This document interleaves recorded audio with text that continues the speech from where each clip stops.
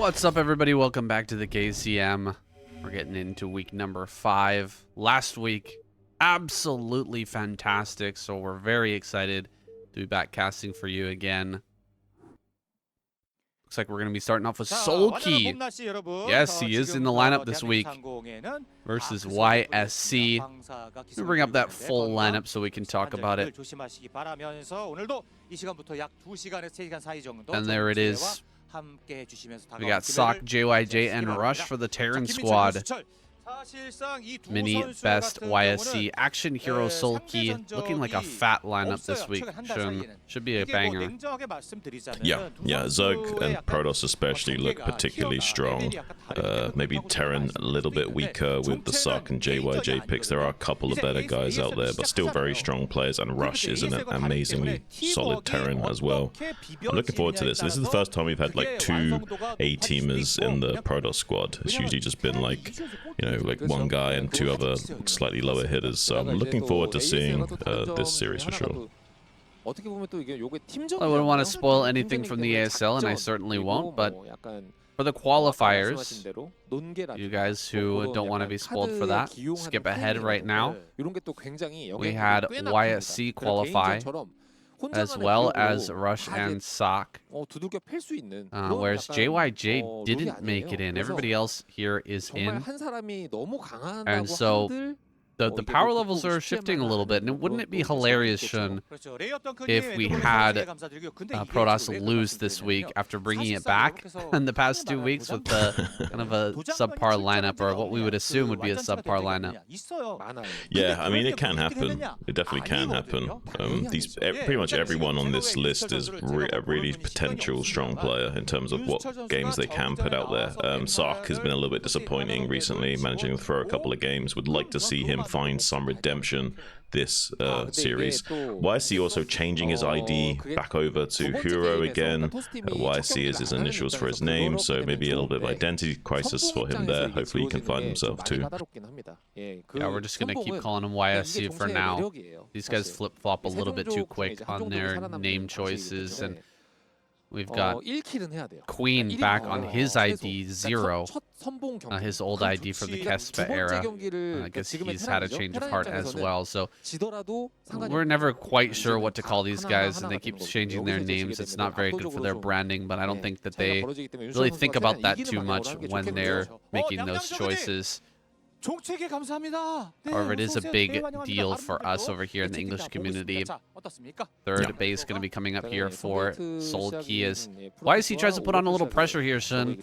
Oh, he gets one ling right off the bat. Not a lot of damage on that probe. A little bit of uncharacteristic miss micro there from Sulky. Yeah, this is a little bit unfortunate. Like, Sulky wants to delay making too many lings as long as possible, and to also delay how long it takes for this Zealot and Probe to get into the main base, so he doesn't really risk losing any drones. That might now be a factor. Lings just barely hatching out in time, with the Probe helping out with some drilling. Might be able to fight those lings pretty well. Does manage to block the run by into the main base, so Sulky not really finding much damage at first. He does manage to snag that Probe kill, which is huge. Now can slowly but surely go to work on catching that Zealot in the back line. Hope he doesn't lose this drone. It's one hit. He actually should have lost that drone. If he called Sulky's bluff and didn't pull the Zealot back prematurely, he actually would have caught the drone there. Yeah, it seems like YSC expected a better reaction time from Sulky, and so pulled back prematurely. Could have gotten a drone kill, like you said.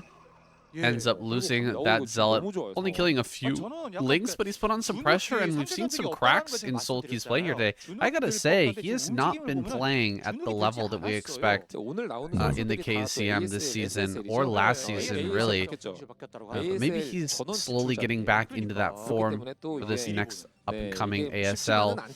It's just, it doesn't really look like it just yet, Shun. It really doesn't. No, it doesn't, say. And I've been worrying about this. We talked a little bit about it in previous seasons, that now that he's got this triple ASL titles back to back to back, well, now what? Like, he's got nothing to really live for. I mean, this happens to a lot of Olympians. They get the gold medal and suddenly they lose the motivation to do what they once did, and we might see that happen in Sulky. I really hope that's not true. I've never wanted to be more wrong in my life, saying, but this might come to fruition. It is a possibility. We have to consider more lings are being made and sent across the map, but Cannon's going to finish. So what are these lings actually here for? some additional lings that are not really going to make much waves at this natural. They will prevent Zealots from moving out for the time being. Maybe if YSC wants to push with just a few Zealots, might end up losing those. But the follow-up is going to be a Hydralisk bust, so just keeping these Zealots off the map, I guess, is the plan here for SOOP. Yeah, the main goal is just to deny scouting, because at this point it's possible the Zealots try and poke out onto the map and see what's what. Or at the very least, buy enough of a window that a probe can sneak out onto the map while the Lings are distracted catching the Zealots in transition. So ideally you want to... Oh, he's actually let the probe slip through. Soki, what are you doing, man? He is definitely not playing on form today, so... That's very surprising. Yeah, I was balking at that, actually, watching the probe head out on the mini-map, and no reaction from Sulky. That is definitely something you need to keep your eyes on. As you're macroing, here's a situation that Sulky's found himself in a million times. He should be able to macro this with his eyes closed, so keeping his eyes on the mini-map shouldn't be a problem. He left everything open at the front. I'm really surprised to see YSC not move out with a couple of Zealots while all the Lings are chasing this. He is going to start to move forward now, but he's just going to run right into these Hydras, and now he needs to start a lot of cannons back at home. No, this is like kind of lucky for Sulky, because really YSC should have pushed out with the Zealots and put pressure on him, then would have seen the Hydras coming into him. Finally kills that probe. Kind of crazy that it died in the same spot it snuck out in. A little bit of a weird situation. Does have these cannons coming online. Did have 3 finished up, so he's not just going to die straight up here. So YSC luckily hedging his bets and isn't going to pay the price as a result. Sulky meanwhile has to keep a few of these Hydras back at home that are currently now pinned down because of this Corsair, kind of acting like a bishop right now, checking the knight. Does try and see if he can find some overlords with that Corsair, but luckily Sulky's actually put his overlords in pretty hard to find positions right now. So hopefully he doesn't lose too many overlords too soon and can keep macroing out to his heart's content while chipping away at this wall, while transitioning into a more normal game, throwing down extra macro hatcheries. Only 4 cannons coming online now for YSC. He's kind of correctly deciphered that Sulky wants to transition into a normal game from here, adding on more hatches and drones and trying to macro out of this position. But he's got a very quick Citadel back at home. He's going to throw down 4 gateways and try to put on a bunch of Zealot pressure. As Sulky's making drones, this might actually get in right at the perfect time. Sulky is starting an upgrade. Look at how much money he's spending on not army units. He's spending a ton on making this transition work, and he might just get bowled right over. There's still a lot of Zealots here at the front. Yeah, he has made a decent amount of extra Hydras. Maybe, just maybe, there's somehow he can break through here. He did only have 4 cannons finishing up with the links to soak. There is just a small window here to make this work. Does start an additional cannon with good target fire and slow response of the probe drill. He can actually break through, but if YSC pulls these probes, he can easily hold this with good micro. That +1 upgrade did finish as well. That's a lot of Zealots, and we've already got that Zealot speed upgrade finished. The legs upgrade is done, and so breaking through here is probably going to be an impossibility for Sulky now. He's kind of locked in, though, to continuing to make a bunch of Hydras. Like, he can't transition, otherwise the Zealots will break out, and he'll lose this contain. He'll be on the back foot for the rest of the game. He's got his lair on the way. That's a point where he could possibly transition. Once he gets his lair done and he has Lurker upgrade complete, he can make Lurkers and build drones at the same time and keep himself a little bit safe. But YSC is going to be putting on a lot of pressure to him until then. That's a lot of Hydras, but this army is going to come out strong here in a moment. As soon as that storm is done, how is the micro going to be from Sulky? Yeah, those 4 High Templars reserving a lot of energy right now, and they will be proved very potent in the fight to come. Does have this Overlord to spot this move out, so trying to set up a good concave to dive in and snipe these High Templars. Thinks better of it. Is also trying to bait out storms from YSC. That's an okay one, but the storm dodge was also pretty good. Now trying to come on the northern flank to snipe these High Templars while dodging storms on the southern flank. Does lose a few Hydras to those storms. A little bit sloppy reaction times from what Sulky, but it doesn't matter because YSC kind of overstepped his boundaries a little bit. Should have waited for another couple of rounds of these Zealots to come out. Now, actually, Sulky can set up a soft contain. He will not be able to hold him for long, but he can kind of keep YSC like stuck in his base for another minute or so, and that will give Sulky precious seconds to do his own macro cycles back at home to kind of drone up a little bit and stabilize his own infrastructure going into this mid-game. Godlike dodging and juking from Sulky at that front. Managed to lose hardly any Hydralisk to those storms and holds back YSC for now. The problem is his drone number is so low. He's got so few workers. He needs a moment to breathe, to be able to throw down a big round of drones and get up to that 45 mark when he can start to really produce off of 6-hatch Hydra. This is so many Zealots coming out. With the Storm in addition to this, it's going to be really hard to hold this back. That is just so much DPS and so much tanking from all these Zealots. Here comes the Storm to add on that splash damage as well. Running back, look, he added a few drones on, but now he needs to switch right back into Hydralisk production. Does he have the tech to make this hold happen? He's got to have like a bunch of mutas popping out or something. Lurker, we need something more than just Hydras going around the back here. He's actually going to get a kill on one of these High Templar. This is a desperation maneuver from Sulky to try and stop this by just getting the kills on these Templar before they get their storms, but they get pretty decent storms, and there's so many Zealots left over. And there's not enough SimCity, and the natural saying you can't just body block and choke up those Zealots anymore. He has to retreat to the high ground, kind of making his drones much more susceptible now to attacks from those Zealots and maybe even a storm. Does morph an Archon in, and Archon's great at clearing up drone lines as well, but Sulky doing a good job of doing cleanup on L5, avoids disaster here, didn't really lose too many of those drones as well, and managed to get a pretty efficient cleanup on those drones, so kind of getting a little bit lucky here. The stars kind of aligning for a Sulky comeback in here, I would say. Like he kind of just avoided disaster barely, like dancing on a tightrope, and somehow managed to not fall off, but it looked like he was a drunken boxer, Shaolin monk or something, stumbling along. That was a very tight hold for sure.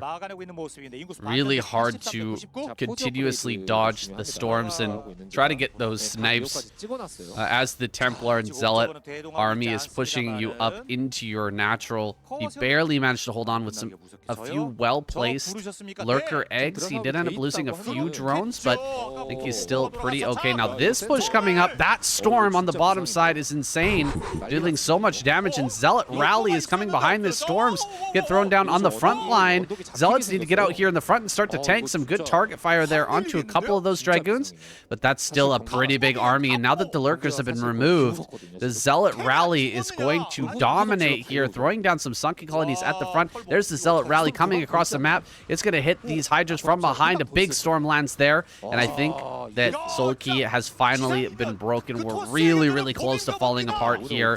Hard to put anything together when the Dragoons are standing right on top of your hatcheries, hitting everything as it pops out.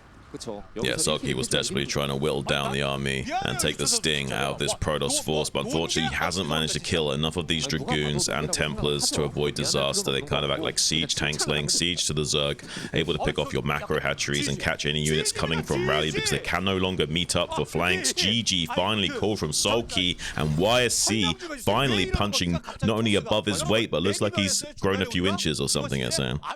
Wow, these are the stories that you don't get to see if you're only watching the ASL. YSC taking down Sulky. Who would have thought? If it happened in ASL, most people are going to be completely caught off guard. We can see his evolution, though, in this tournament. He has been performing better and better. Still, a huge upset to take down Sulky in this game. I mean, you are hesitant to evolve into Raichu. There's just so much reasons to keep it a Pikachu, but I think YSC has finally decided now is the time. He's gonna let that evolution take place. And we're here to witness it. YSC now going up against SOOP, who definitely should be an easier opponent than Sulky, although things really did go wrong for Sulky in that game. The response as well, though, just YSC's response, guys, if you ever get, or you're having a hard time with Zergs that are coming at you with the Hydralisk bust, and trying to transition off of that core gateway directly into Speed Zealot is so powerful. It works so well. It's so difficult to make that transition properly. If you're going to hit your macro as a Protoss player, you can usually bowl them over, and he really hit his macro there. Ran over Sulky. Let's see if he can do the same thing to SOOP. Yeah, SOOP collecting for an 11 gas here, so it does allow you to get a little bit of an early vulture out onto the map. It's so good at punishing early shenanigans and also early greed. We'll have to see what we're going to see from YC here. I don't know, is this going to be a gasless expand from YC? It looks like here. So kind of like a safe Nexus first, but honestly, this vulture can still... Okay, he's taking a gas, just a slightly later gas, but he can actually get this vulture in maybe with how late this gas is, and actually kind of put on a tiny bit of pressure to YC if he's not careful. Yeah, this is a little bit out of the ordinary for exactly what he's going for. I think he was going to gasless expand and then didn't scout him with the probe early enough, so he decided to do a safer gas to be sure, and it's kind of going to work out for him that he's not going to be totally punished because he didn't scout early. But as a result, like, I also still think the gas is too slow. It's a bit of a weird situation we find ourselves in. YSC has the second Zealot popping out now. He hasn't really been able to do... Actually, it's a third Zealot, isn't it? Third Zealot coming across, or this is the probe? It has to be second Zealot. Second Zealot. You'll have to be a Zealot Goon, at least, but a third will be necessary because he hasn't scouted. He doesn't know what's coming, so you might need to make a third just to be safer. Right. Well, SOOP is a little far away from his Sim City. Not going to be able to get in here and actually slow down the factory at all, so that's a big loss for YSC, but he does jump on top and gets a Marine. Really good control there. Almost kills off the second one as well. Gonna do the loop-de-loop here and bring these two Zealots together, but he's definitely losing them. He'll have to commit as the vulture comes out. Oh, the engineering bay on the other side of the map, though. That really hurts. You know what I'm saying? He didn't even make the third Zealot, and now he's going to get punished because he can't stop this engineering bay from blocking his Nexus going down. He should have made that third Zealot. Definitely should have. And now this engineering bay has 400 HP on it. I think there was a misrally of probes as well down to the bottom right-hand corner. He had 2 probes down there. These are going a little bit off kilter for YSC. Let's see if he can pull it together now as he throws down his natural hatchery. Needs to make sure that this first vulture doesn't deal any damage to him. Gotta be really careful about SOOP slipping anything past, or this situation could spiral quickly out of control. Yeah, I mean, CC going down at the same time as the Nexus, you are genuinely think pretty happy about this as a SOOP. If he can somehow also thread the needle with this vulture and get in here and kill a probe or 2, that'd be kind of crazy good as well. It's very rare that you can get both probe kills and get out with the vulture alive, but it does occur in the earlier phases of the game. Yeah, it can happen occasionally. There's a raging debate whether it's worth it or not, but he's going to try and run by now, looking for that opportunity. 2 Dragoons are making their way back now. Oh, he pauses for a second. Maybe for too long. Mines are done, but he can run forward and just target these down, no problem. As long as YSC's control is on point, he's going to kill this, and there's going to be no damage whatsoever. Well, SOOP does not know how to lay mines quickly. He wasn't doing the shift-hold mine-laying technique to lay mines in quick succession and slide the vulture off the first mine, so kind of got punished there for not knowing a pretty basic advanced mechanic for high-level Terrans. A basic advanced mechanic, yes. That is that is something you need to learn if you're going to be able to lay down mines around Dragoons like this, if you're going to be able to pull off any sort of early you know, 1, 2, 3 tank push to pressure an early nexus or anything like that. You have to master that technique, and it seemed like Sock's attention maybe was elsewhere while he was doing that. He's got the nice surround of the entrance of YSC now with a ton of mines everywhere, and he's building, I think, a dropship. A Wraith would be really nice to have at a moment like this, especially as YSC moves out with the shuttle. He doesn't have any Dragoons that are able to come out and support this because he hasn't built an observer yet. Oh, just slipping by the vision of this mine. Barely not going to see that dropship. Might be able to land a bunch of vultures in the main, but this Reaver could do way more damage over here in the Terran main. Yeah, YSC knows the vision range of those mines at the third won't cover the shuttle sliding all the way down on this hex tile on the very far right. So, there is a mine to clear a little bit of the DPS for that Zealot, but not enough to stop the Reaver getting out. At the very least, denying mining time. Doesn't really get a good connection with that first Scarab, but slowing down the turrets is still useful here. Also punishing a little bit of the minerals of Sark and paying dividends for these 15 mineral Scarabs, but now going to be doing a counter drop in the natural expansion of YSC. There's a single Dragoon here to help buffer against this while the Wraith chase down the shuttle, but actually he might get quite a few probe kills in this natural expansion of YSC of the main base as well. Ooh, big shot there. Huge Reaver shot there at the end, but this is a lot of kills going back onto YSC's side. I thought he would get so much more from this Reaver, being that there was only the one tank to deal with that. But the Wraith comes out, handles that shuttle, forces it into kind of a last stand, a desperate engagement there, throwing the Reaver into that natural and trying to get as much as he could before everything died. And so as the dust settles, I think Sock is in a pretty hefty advantage. He has the map control, he's got mines everywhere, and he's done more probe damage, I think, than YSC was able to do. I think so, and I also think this is the main risk about going for these fast tech plays as YSC. It's safer to go for 2-gate obs into these kind of plays. It does allow you to put on this early game pressure like we saw, but it so often goes that you don't get the Reaver Scarabs connections that you need, and you don't have enough Dragoons to deal with vulture drops and other shenanigans within that one gateway worth of production. That certainly seems to be the case. I really feel like if YSC had come in at a different angle, though, with the Reaver shuttle, he'd been a little bit closer to the ramp. The SCVs wouldn't have had much space to go. He also whiffed the first shot with the Reaver, which really harmed his ability to deal damage there. Generally, almost a completely open base. The Reaver should be able to get a lot more damage than we saw from YSC, so fumbling the ball a little bit, it happens. He's still in this game.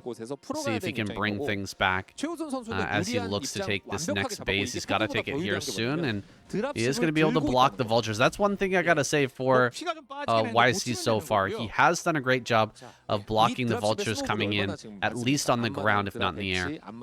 Yeah, I mean, it's very exceptional considering he did that for only one gate's worth of goons. Like, I actually expected a lot more probes to go down than they did, actually. So even though Sark's in a great position here, I think somehow YSC's avoided disaster. This is still technically a playable game. He might need to be careful with this shuttle because losing the next Reaver to this Wraith catching it would be disastrous. He needs some way of slowing down Sark with that Reaver, buying a bit of time, forcing a few sieges when he does decide to move out finally. So maybe that YSC can be a little bit more aggressive or greedy here. He has got 2 robos worth of production, so we might be seeing a crazy amount of shuttles being made and Reavers and just diving into the main base with like 3-4 shuttles worth of units and trying to bowl over Sark while he's teching up here.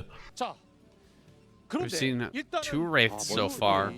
I wonder if we'll get any more. 3 Wraiths, the DPS gets kind of crazy, and if you're willing to invest into Cloak as well, and you're on the up and up with your scouting, you might be able to find those shuttles just kind of parked, waiting for units, waiting for reinforcements and pickups, and fly in with the Cloak Wraith, just snipe those down. It's insane value. However, I do not see the upgrade coming here for Sock. He's going to forgo that upgrade in favor of more factories earlier on and a bigger army on the ground. Double Reavers still popping out here for YSC. How many Reavers is he going to make? Quite a few. I imagine he wants at least 3 or 4. He could go crazier than that, but you don't really need to. Like once you got like 4 Reavers, that's pretty much good. You just need to like dive into the main base, and you have enough Reavers that you can almost one-shot the supply depots. So you just blow up all of their supply depots before they can react. So the armories and the depots will die. They can't even make units. Their upgrades are cancelled. It puts you in a great position as Protoss to dive onto that production tech line like that. We do see 2 shuttles coming in now. Dropship intercepts it, sees it early. 2 Wraiths even able to respond as a quick response team.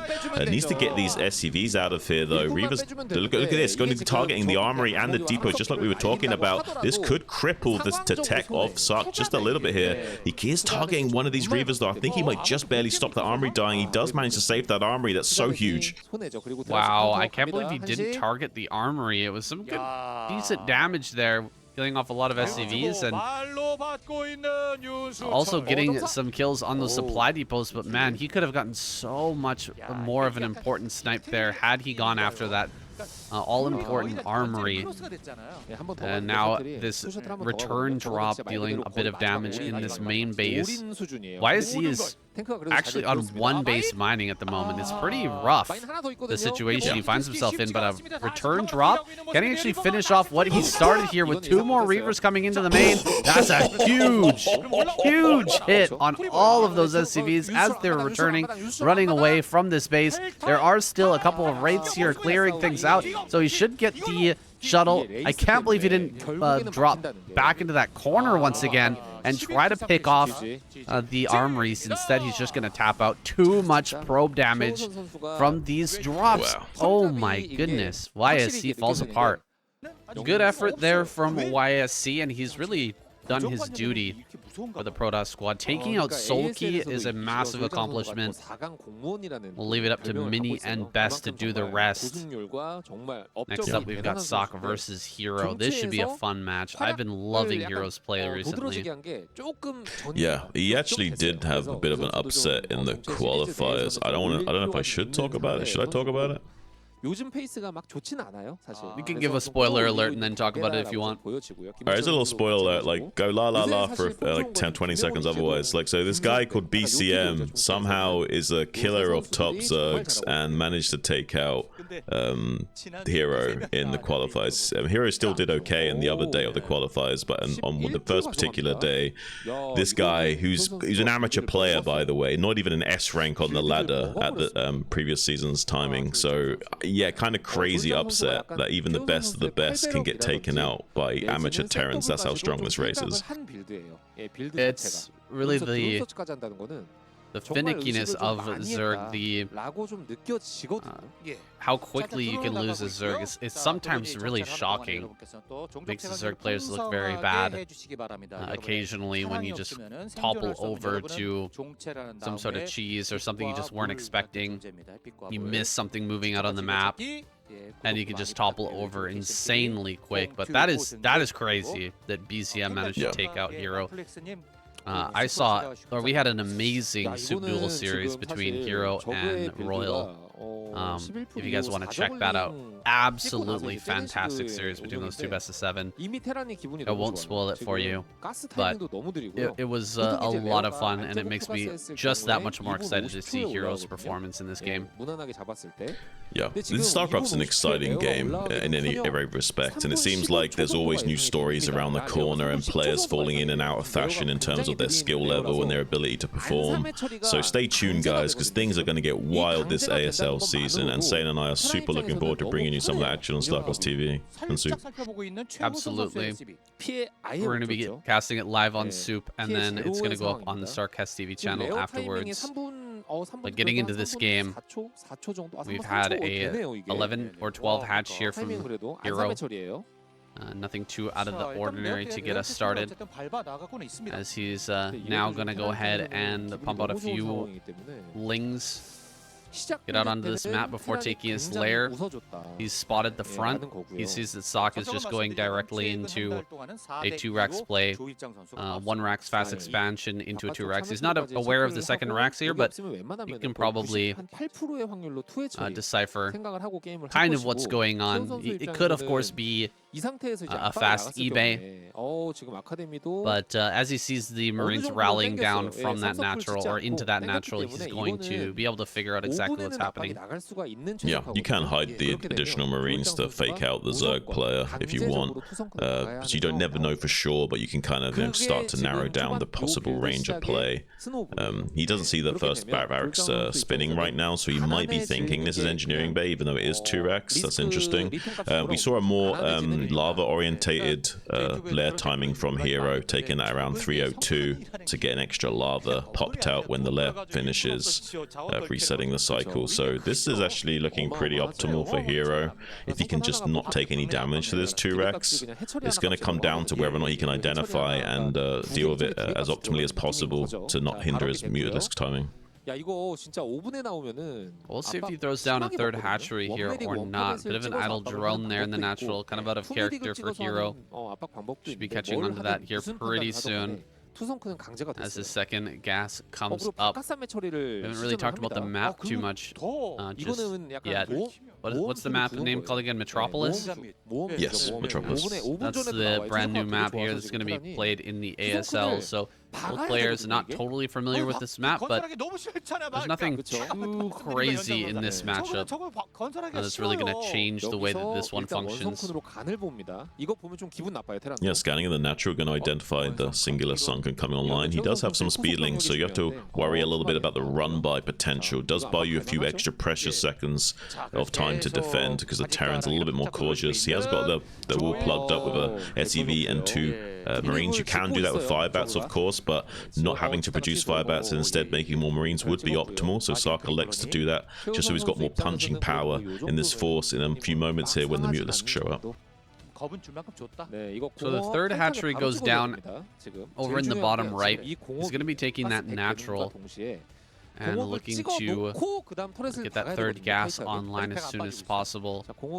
And taking the natural here makes a lot of sense. These are pretty tight chokes in the natural, and you can set up a few sunken colonies there to hold back the Marines as the Mutalisks deal their damage.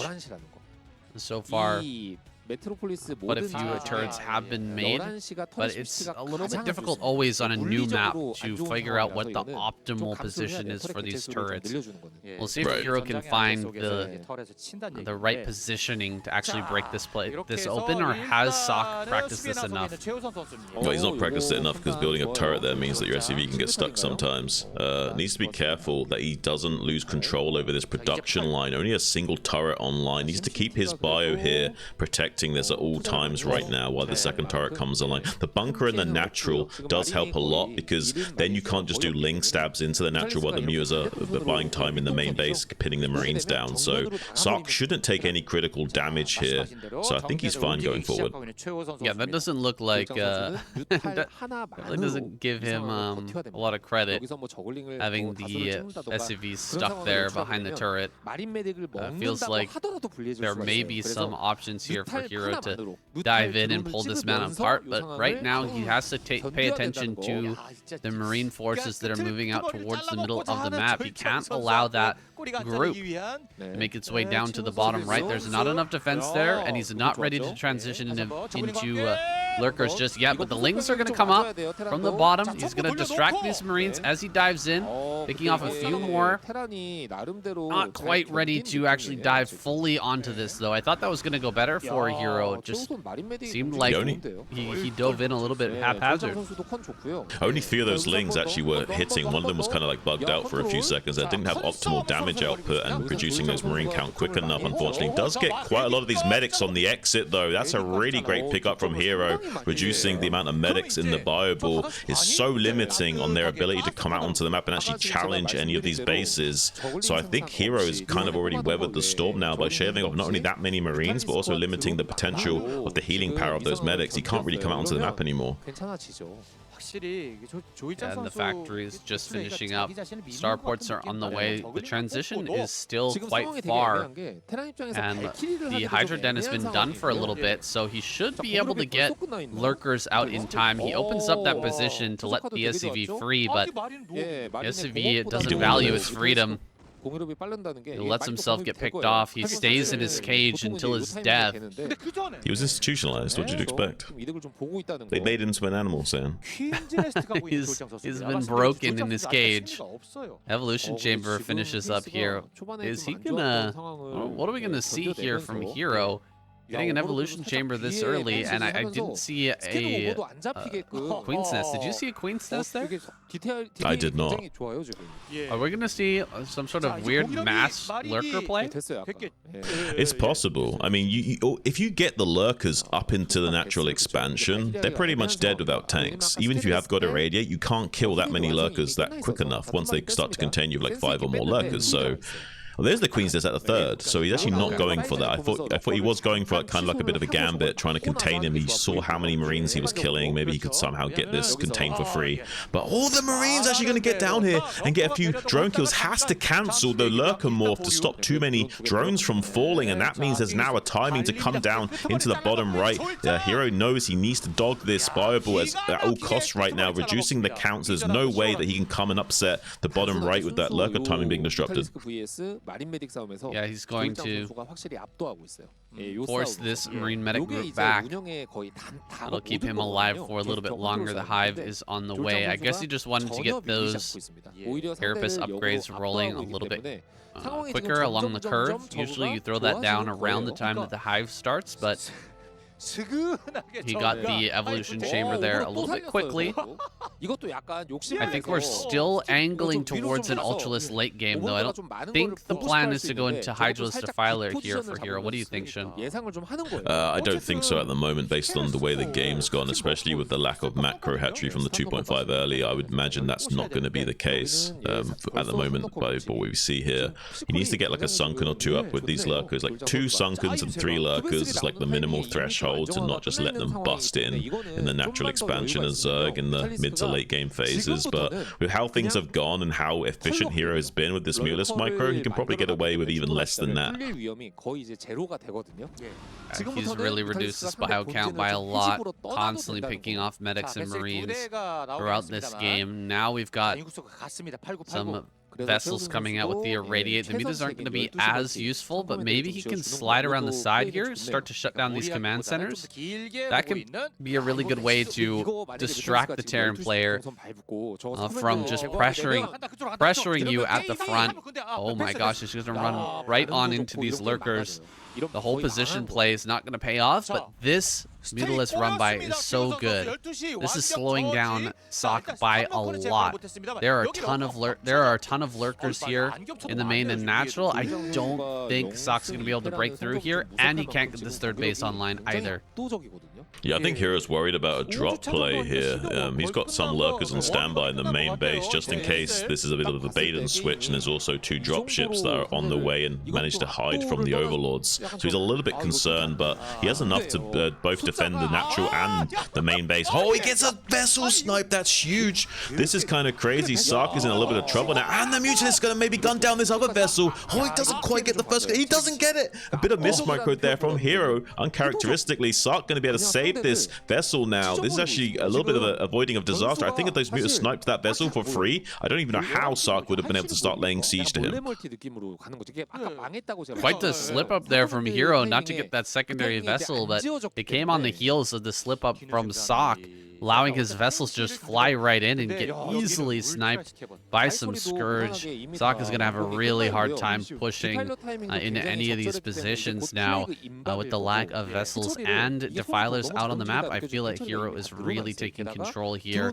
He's moving into that 4th base now, and with that early Evolution Chamber we talked about earlier, He's going to have upgrades rolling very soon. The second upgrade on the attack for SOC, it's been delayed by quite a bit. It's on its way now, but the science facility was a little bit later because the factory came out a little bit after 7 minutes, and now I feel like Hero might just be able to keep up in these upgrades, and there's not going to be a really great timing for SOC to break through him as the Ultras come online.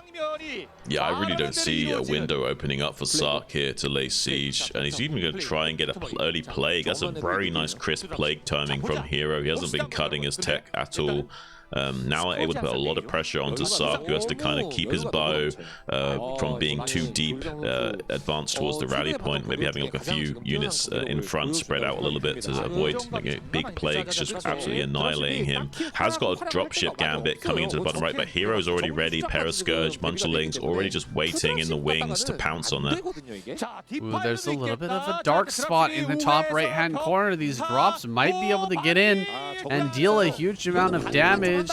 If he denies this fourth base, things are going to start to spiral a little bit out of control for our Zerg player. He loses one of these dropships, but most of the army is out. Darkstorm comes down. Lings and Lurkers going to be holding this back, not really maneuvering away from the army there, and SOC is going to lose the majority of those forces. Unlikely he gets a kill on this hatchery now as the Lurkers move forward, and Ultras are now coming out to play. The drop coming in a little bit too late to do any real damage with Ultras on the field.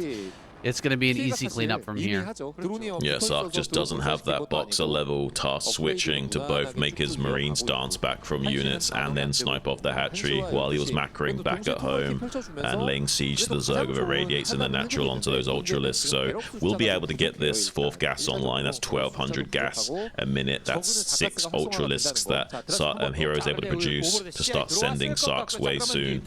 Needs to be very careful in this game, does Sark. He's losing his window of opportunity. He has double expanded. He has got some gas, but catching that dropship in the natural expansion in the bottom right quadrant of the map is crazy good for Hero. It's so cost efficient, only to keep that dropship from doing further damage to him, but also freeing up his attention to start macroing even harder. Not having to put out fires means you can also get your own plate spinning even quicker. I love the way that Hero is moving these mutas through the middle of the map. He's checking to see if any stray vessels are moving back towards the rally point to try and get repaired up, or if any fresh vessels are coming out to reinforce this army. It's a fantastic move, and he's actually going to catch one of these reinforcing vessels. Really good play from him. Keeping these Mutalisks active despite all the macro and micro he's doing elsewhere on the map. Super impressive stuff from him. Yeah, usually those Mutalisks are kind of reserved to killing the vessels when they've already been plagued, or helping with drop shenanigans by being a bit of a quick response team in the main base or the other quadrant of the map. Doesn't really need to worry about that. Hero's got so much APM and optimal. Look at this. He's even shaping off like even more and more of these vessels, even knowing which one has been plagued. Very well played from him this game. A lot of finesse we're seeing, and unfortunately Sark is much more of a blunt instrument, like trying to fit the square peg through the circle hole, is not able to get ahead in this game, and this double expansion attempt, while necessary, is going to start to be shut down. There is a few bunkers actually set up in the top right. Maybe, just maybe, he can hold off and buy enough time to stabilize here. This SCV body blocking on the ramp is going to be crucial. And all these vessels going down. Ooh, finally catching up to these vessels out on the map. And by the way, it has come to pass. Only 2 attack on these Marines and Fire Bats, whereas the Carapace is also at 2 armor, evening out that upgrade advantage. He is going to be able to trade extremely efficiently with these Ultras, and he will have that 3rd upgrade on the way. See, still no +3 here for SOC. Lagging behind in those upgrades. He hasn't added on a physics lab either, and so battle cruisers are not on the way. SOC is just running around with big groups of Marine medic, fighting against these tiny little contingents of Ultras and Lings that are pulling him apart in every different direction. Still not having that upgrade, man. This is a huge window for Hero to be able to do a ton of damage. Yeah, this is kind of wild. I mean, there's no way to defend 12 o'clock now. He just has to kind of sacrifice his economy. He's going to try and send a force to clean up those ultras and links, but it's not going to be successful. Most of these SCVs are going to fall. He's going to deny a lot of mining here. Eventually, he can even pressure the top right again. Does have this massive force pushing into the bottom right, but 4 stacked lurkers under a whole position. Overlord with ultra support. It's just no hope in hell of breaking through there. Sark has to tap out. Hero looks exceptionally strong, Sam. Damn, Sock taken down by Hero. Maybe needs to reach out, talk to BCM, ask him for some lessons. What do you think, Shun? I mean, I would say so. I mean, it's definitely an impressive showing to be able to take down a legend like Hero, and you can maybe imagine that due to that result, there's a little bit of extra tenacity and fire in Hero's belly. He's like, oh yeah, he doesn't want to get clowned on this season of ASL, that's for sure. Well, at least he still made it in. I mean, Zero, aka Queen, got knocked out in a similar way by a Terran player with the double racks play twice in a row. Ended up losing his chance to even try to compete in the ASL. So at least Hero is qualified. He's going to be going up against a Mini now. This is an epic match, and we're here on Eclipse. This is a map with a long history. A lot of stories have played out here, but it can be a difficult map to deal with all these lanes in the late game for Zerg. Right, much like that map Minstrel that's just gone out of the cycle. It has lanes. The high mobility army usually reigns supreme, and if you have to make the decision to turn your army around, you just can't really get back in time to defend. It's so awkward and frustrating. You need perfect scouting and understanding of the game state to avoid this. A pretty good micro here from Mini. He will catch up to this drone. He cannot get this expansion online at the third like he wants to for free.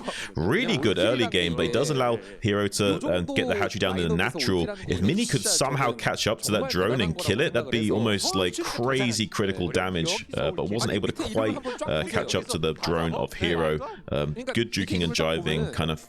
You need basically to be as least predictable as possible with your movements of Worker, or they will easily catch you and gun you down.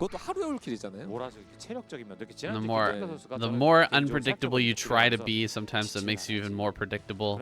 One can get the rhythm of your movements and start to track down those units. Once they've really started to figure you out, once they've gotten into your head, that's a good sign. They're able to predict those movements of the drone or the worker in multiple different matchups. It's going to be a factor. We've got the third hatchery coming down now, Hero. Grabbing the traditional 3 bases that most Zerg players will go for on this map and running by to try to catch something. Catching a Zealot here coming across the map. And he's going to go directly over towards the natural. Going to rely on just some rallies back at home to keep that hatchery alive. As the second Zealot comes up, that hatchery is going to be under real threat. That's when you can start to actually kill the hatchery. You deal more damage than it's able to heal or able to put on as it builds. Yeah, I mean, he doesn't have a block on the ramp or anything, so maybe he can still clean this up pretty easily. It is annoying that they can get behind the minerals, but it's not the worst thing in the world. He should still be able to clean this up fairly efficiently. The main issue is just keeping an eye on these other Zealots that are coming out so they don't just get into the natural or the main for free because you're so busy. Oh, pretty good surround from Hero. That was really nicely done. Mini really was so cocky there in trying to keep his Zealots there. Almost unnecessary. I would rather him just go back behind the minerals and play it safe. Really strange that he was being that cocky, and Hero is a bit off his head. Yeah, now he doesn't really need to build too many more lings. He might make a pair or 2 to deal with this next couple of Zealots making their way into the natural, but he catches those as well. Oh, dude. Hero's going to shut this down, and this is a huge win for him, catching that Zealot at the back. Picking it off before he can even get behind these mineral patches. Hero's going to be able to sneak out a lot of drones without taking any damage in the early game. There's really nothing that Mini can do to Hero as he gets into this massive wave of drones and a huge economy behind this. And unfortunately, guys, Mini's a pretty emotional player, so already he might be so rattled that the game may be over. I'm hoping he can stabilize his mental state, that he doesn't just freak out and tunnel vision and play bad for the rest of the game. He needs to somehow keep calm and carry on. It looks like, though, these Zealots may be at risk of getting caught yet again by these Zerglings. He's just scouting on the other lane with the probe, sees that there's no Lings, so he knows the Lings are probably nearby. Speed just finished, so Mini is so aggressive and cocky right now that he's going to get punished yet again. I really do feel like the emotions may be getting to him and making a little bit of mistakes and being a little bit too over-eager, and now he's going to pay the price. He gets in here and sees the main base, he sees the layer. The timing on that is important to know. But Hero, with just a few Lings popping out, is going to be able to trap Mini in his base. He has no threats to him at the moment. Nothing to be scared of as he just drones like crazy and gets into all of the hatcheries that he desires. Yeah, he can easily transfer drones over to the third as well, which is always nice when you don't have to worry about like drone transfers being caught or too much loss of mining time from them having to keep going back and forth and voiding Zealots. So this is absolutely like a game preem for Hero. Now he's going to be feeling like he can macro to his heart's content, keep track of how many Zealots that are being produced in the front, and only add on Zerglings when necessary. Due to the Zergling speed, obviously you control the engagement, so all of the power is in your hands to engage these Zealots at your leisure until they finally make their way into your mineral line. He's done such a fantastic job so far. It really is. Oh wait, Hydra Den on the way. Interesting. Just going to rely on a couple of Scourge, I imagine, and then go into... What is this? Is this going to be... Maybe a contain. Lurker contain? Yeah, I was thinking Lurker as soon as I saw that, but is that really what we're going to see out of Hero? It is a very strong map for Lurker contain. Maybe you can talk about it a bit, Shun. Yeah, he killed so many Zealots that it's really tough to break out, but Lurker contain, if you set up just like a massive kill box of like an L-shaped Lurkers, and they kind of have to then get observers and a lot of Dragoons to actually break out of that.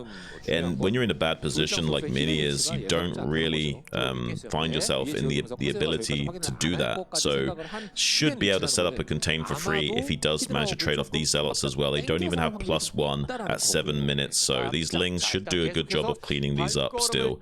Usually they'd be able to two-shot these Zerglings, not able to do so now. Kind of shocked that he didn't take that engagement. Is that a second Stargate? It is. Second Stargate here. Oh my goodness. Second Stargate is pretty shocking. It's done so poorly lately that I'm really shocked to see Mini go for this. And he sees it. He sees the second Stargate. Hero will be able to put together the correct response. Here comes that +1 Zealot army. We'll try to get in here and deal some damage. There are quite a few Corsairs now, and not enough Hydras to actually stop these Overlords from going down. So it will be supply blocked for a little bit. But he's got enough Hydras, I think, to hold off everything. Got good Sim City as well, and that's one thing about Eclipse is that third base, you can easily defend from the top of this ramp. It's a very small ramp. There's a few Lings on the front and a couple of Hydras behind that, and you can hold off a lot. Yeah, a beautiful manual control of those Scourge as well by Hero. You want to manually fly them with your right clicks and then attack left click when they're on top of the Corsair you want to kill, and otherwise they will not have the perfect highest speed possible and will not be able to catch up to those Corsairs. Now has the risk of losing a few of these Overlords, which may supply block him if he doesn't deal with this though. Needs to, hopefully he's got a few Scourge on the way to start cleaning up that pack of Corsairs. There's one hope for Mini here, and that's if he can somehow kill enough of these Overlords over and over again that Hero cannot produce, and there's 5 cannons going to be totaled in the natural. He thinks about diving on top of the first one and thinks better of it due to being Overlord blocked right now. Maybe just breaking the wall will be a much smarter play from him. This does allow Mini to not only stabilize but put on a bit of pressure on the Hero and able to produce. There's a good chance that we end up seeing Lurkers made here in a moment.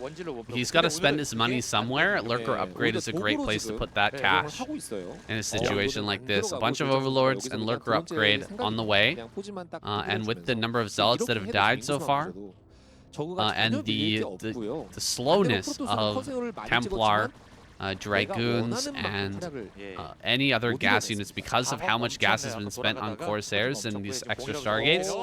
It's going to be hard for him to get out here, get a Robo out, and break some sort of containment. Now he's going to push forward with some Zealots. Not all the Hydras are fighting together. He's actually busy back at home dealing with the Corsairs. They're killing Overlords, so he ends up losing a few Hydras for free there. But I expect any moment we're going to see Lurkers start to be morphed out in the front. And Mini is going to end up getting contained. Yeah, there's just too much gas invested in these Corsairs that the Lurker contain becomes not only a threat, but maybe a likelihood.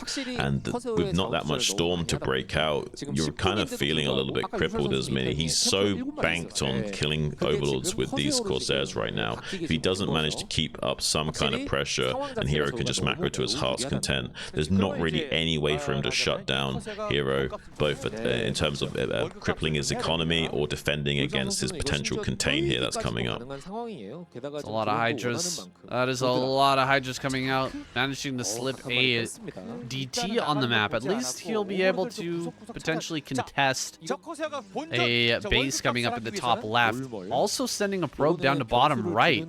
If Hero doesn't scout that and 6 cannons end up on that high ground, being built on that high ground, the containment won't matter nearly as much if he's got a little outpost down there.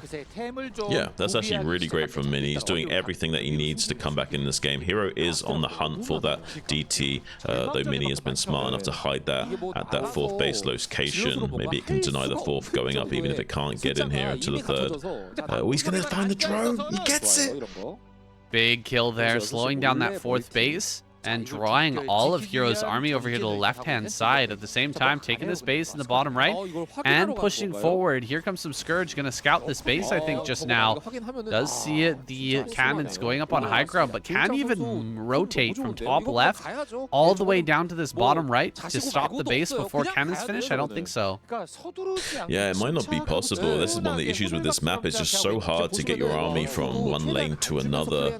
It's going to try and get on top of these Hydras before the Lurker can burrow. There is just enough Zealots here to bully these Hydras back, even though there's a subterranean spines hitting them. Some micro by morphing Hydras into eggs was attempted by Hero, but it wasn't good enough. Pretty good job there from Mini to siphon off some of those count of Hydra. Has also bought him enough time for these High Templars to get into the high ground on this 3rd base. Now he can defend. Cannons on the ramp, Zealots blocking the ramp, and High Templars to storm. That's a really hard base to crack. Ooh, the 3rd base is now fully online for Mini. And Hero's only just now started to set up his 4th base. That DT is still alive as well.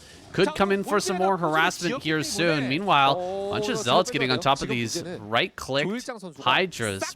Some Hydras go down, some Zealots end up falling as well. Mini is trapped in this base, but with that extra 3rd down the bottom right, it's not so much of a problem. Hydra's trying to come up this ramp. There are so many Templars though with Storm here. 3 Templars with Storm, easily going to be able to hold off everything running up this ramp. My God, the meat grinder here is insane. Hero just trying to run up this ramp. I can't believe he's trying to make this happen, Shun. This is crazy. That's crazy. I mean, he might just barely break through because of sheer mass of Hydras, but at what cost, saying? At what cost? He's going to be crippled in terms of his army supply. He might just there's no way he can hold off Mini from being able to move out and challenge this still. He needs to snipe this Nexus and kill it to make that even remotely worth it. And even then, there's a risk of a counterattack bowling him over now. Mini's going to surge up in supply advantage soon if he's not careful. So far, so good for Hero, though. He has got quite a lot of hatcheries churning out units, so if the macro cycles don't slip and he stays on top of things, kills this Nexus, and prevents any damage from his counterattack in the way of killing his 4th, he'll be fine still, but he's still got to maintain everything I've just said. Yeah, this is going to be a little tough. He threw away a huge amount of forces. However, looking at the supply overall, Hero has done fantastically. This is what happens when you're not able to pressure Zerg early on. He was sending in those Zealots and getting poor trades, and it just allowed Hero to make so many early drones that his economy is really unmatchable by what Hero's put together. He's going to take a 3rd base. He's going to try and push up here, but he's 10 supply behind. And so even with great storms, there's a good chance that Hero comes up, completely surrounds this. He's moving army around this to go ahead and hit that third base at the same time could potentially come up and cut off the retreat of this army with even more forces coming across the map. Hero is completely outdoing Mini in this game.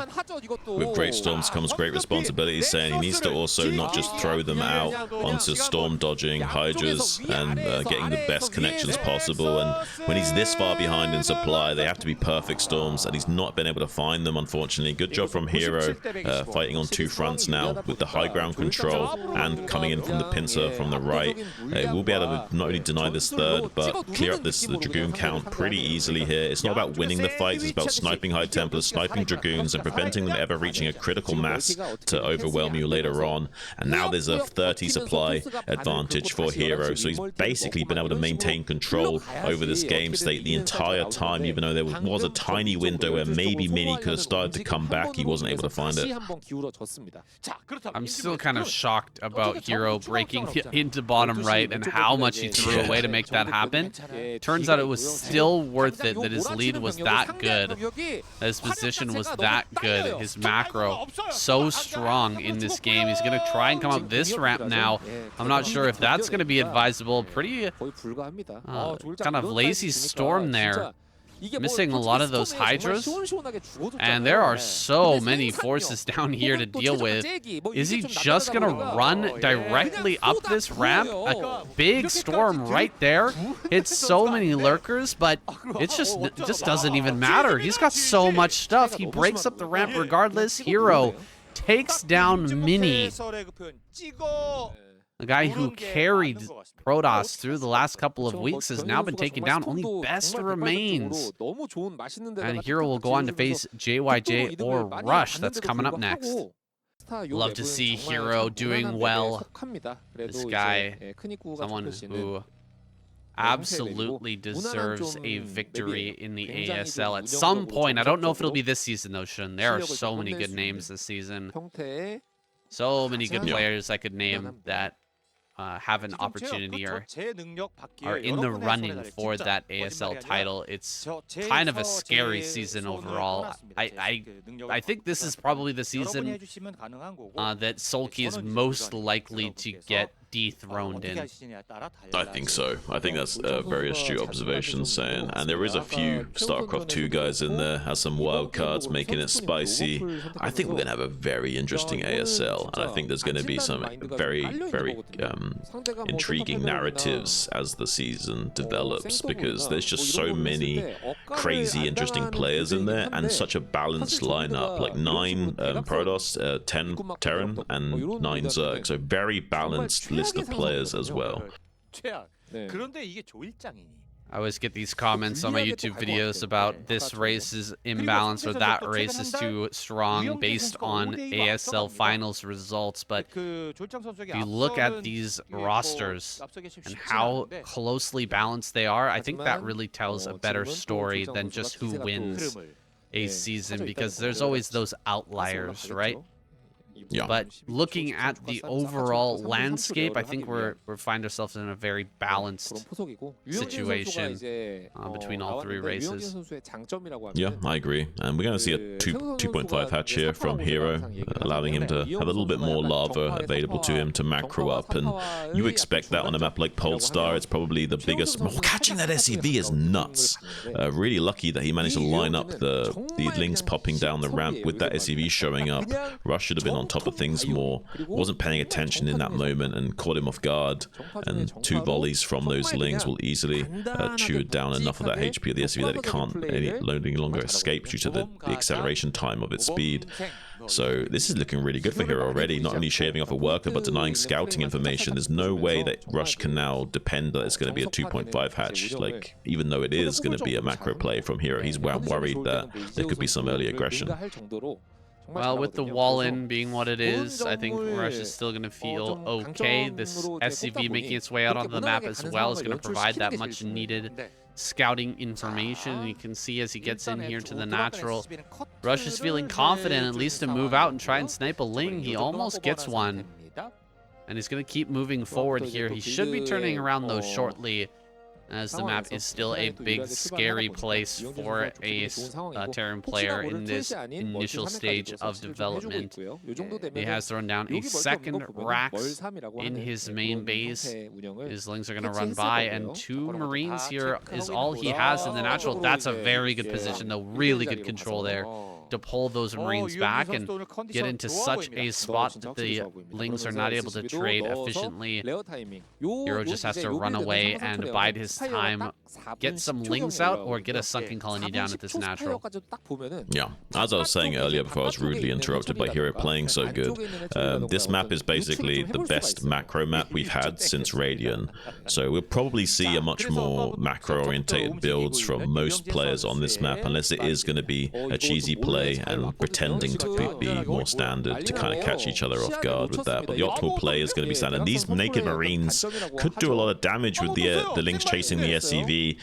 This is kind of a little bit of a mistake from Hero. He has got 2 Lings here underneath the Overlord, but it's not going to be enough. He will lose at least 2 drones, and that's not good at all. 3 so far, 4, maybe even 5. Gets all of the drones, saying that's a big win for Rush. Ooh, that was so much damage there. Chasing down the wrong thing there. Hero losing track of where the naked Marines were headed, and he ends up paying a massive price. Rush patting himself on the back there after dealing such a massive amount of damage. He's going to be sitting pretty going into this mid-game. All he needs to do is defend properly, and he should be at kind of an insurmountable economic advantage still. Hero is a beast. We can't count him out. Maybe he can put together enough of a response, a counterattack, or a drone through this desperate period into the later game. Let's see what he pulls out here. Well, the main issue is that Hero can no longer just go straight up to like 7 mutas right away and start sniping SCVs. So there's like a small breathing room for Rush where he doesn't quite have to have as sharp of timings on his turrets. So he should be able to get a little bit more wiggle room in his macro going forward. Eventually he will still have to play more or less a normal game against Hero, where Hero still has a good chance at winning, but Hero won't have the same kind of potency or punching power in those first few precious seconds as the mutas would arrive, instead only having like 5 or 4 or so, and then not able to punish any SCVs building turrets or getting some economic leeway in this game.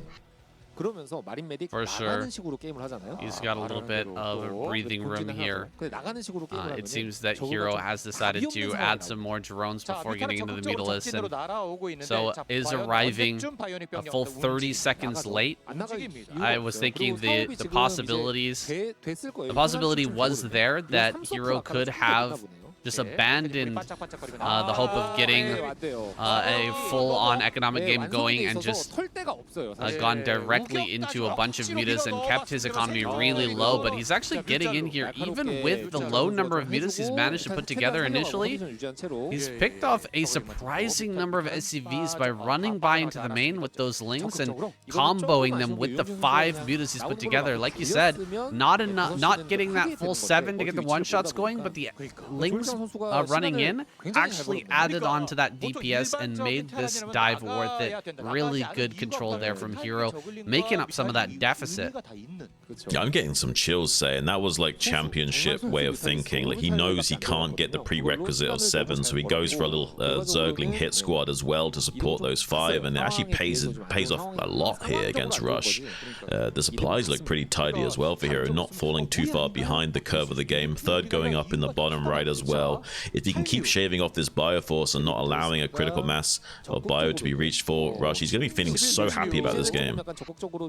So far, Rush keeping his Bioforces really tight, and is going to be reinforcing this a couple of times before moving out fully. The 4 racks is in full effect, and a factory is coming, so transition will be on the way. A bunch of sunken colonies being made. We're going to see a full dive from Hero while building a huge amount of sunken colonies back at home. Can he put up enough sunken colonies to hold back Rush?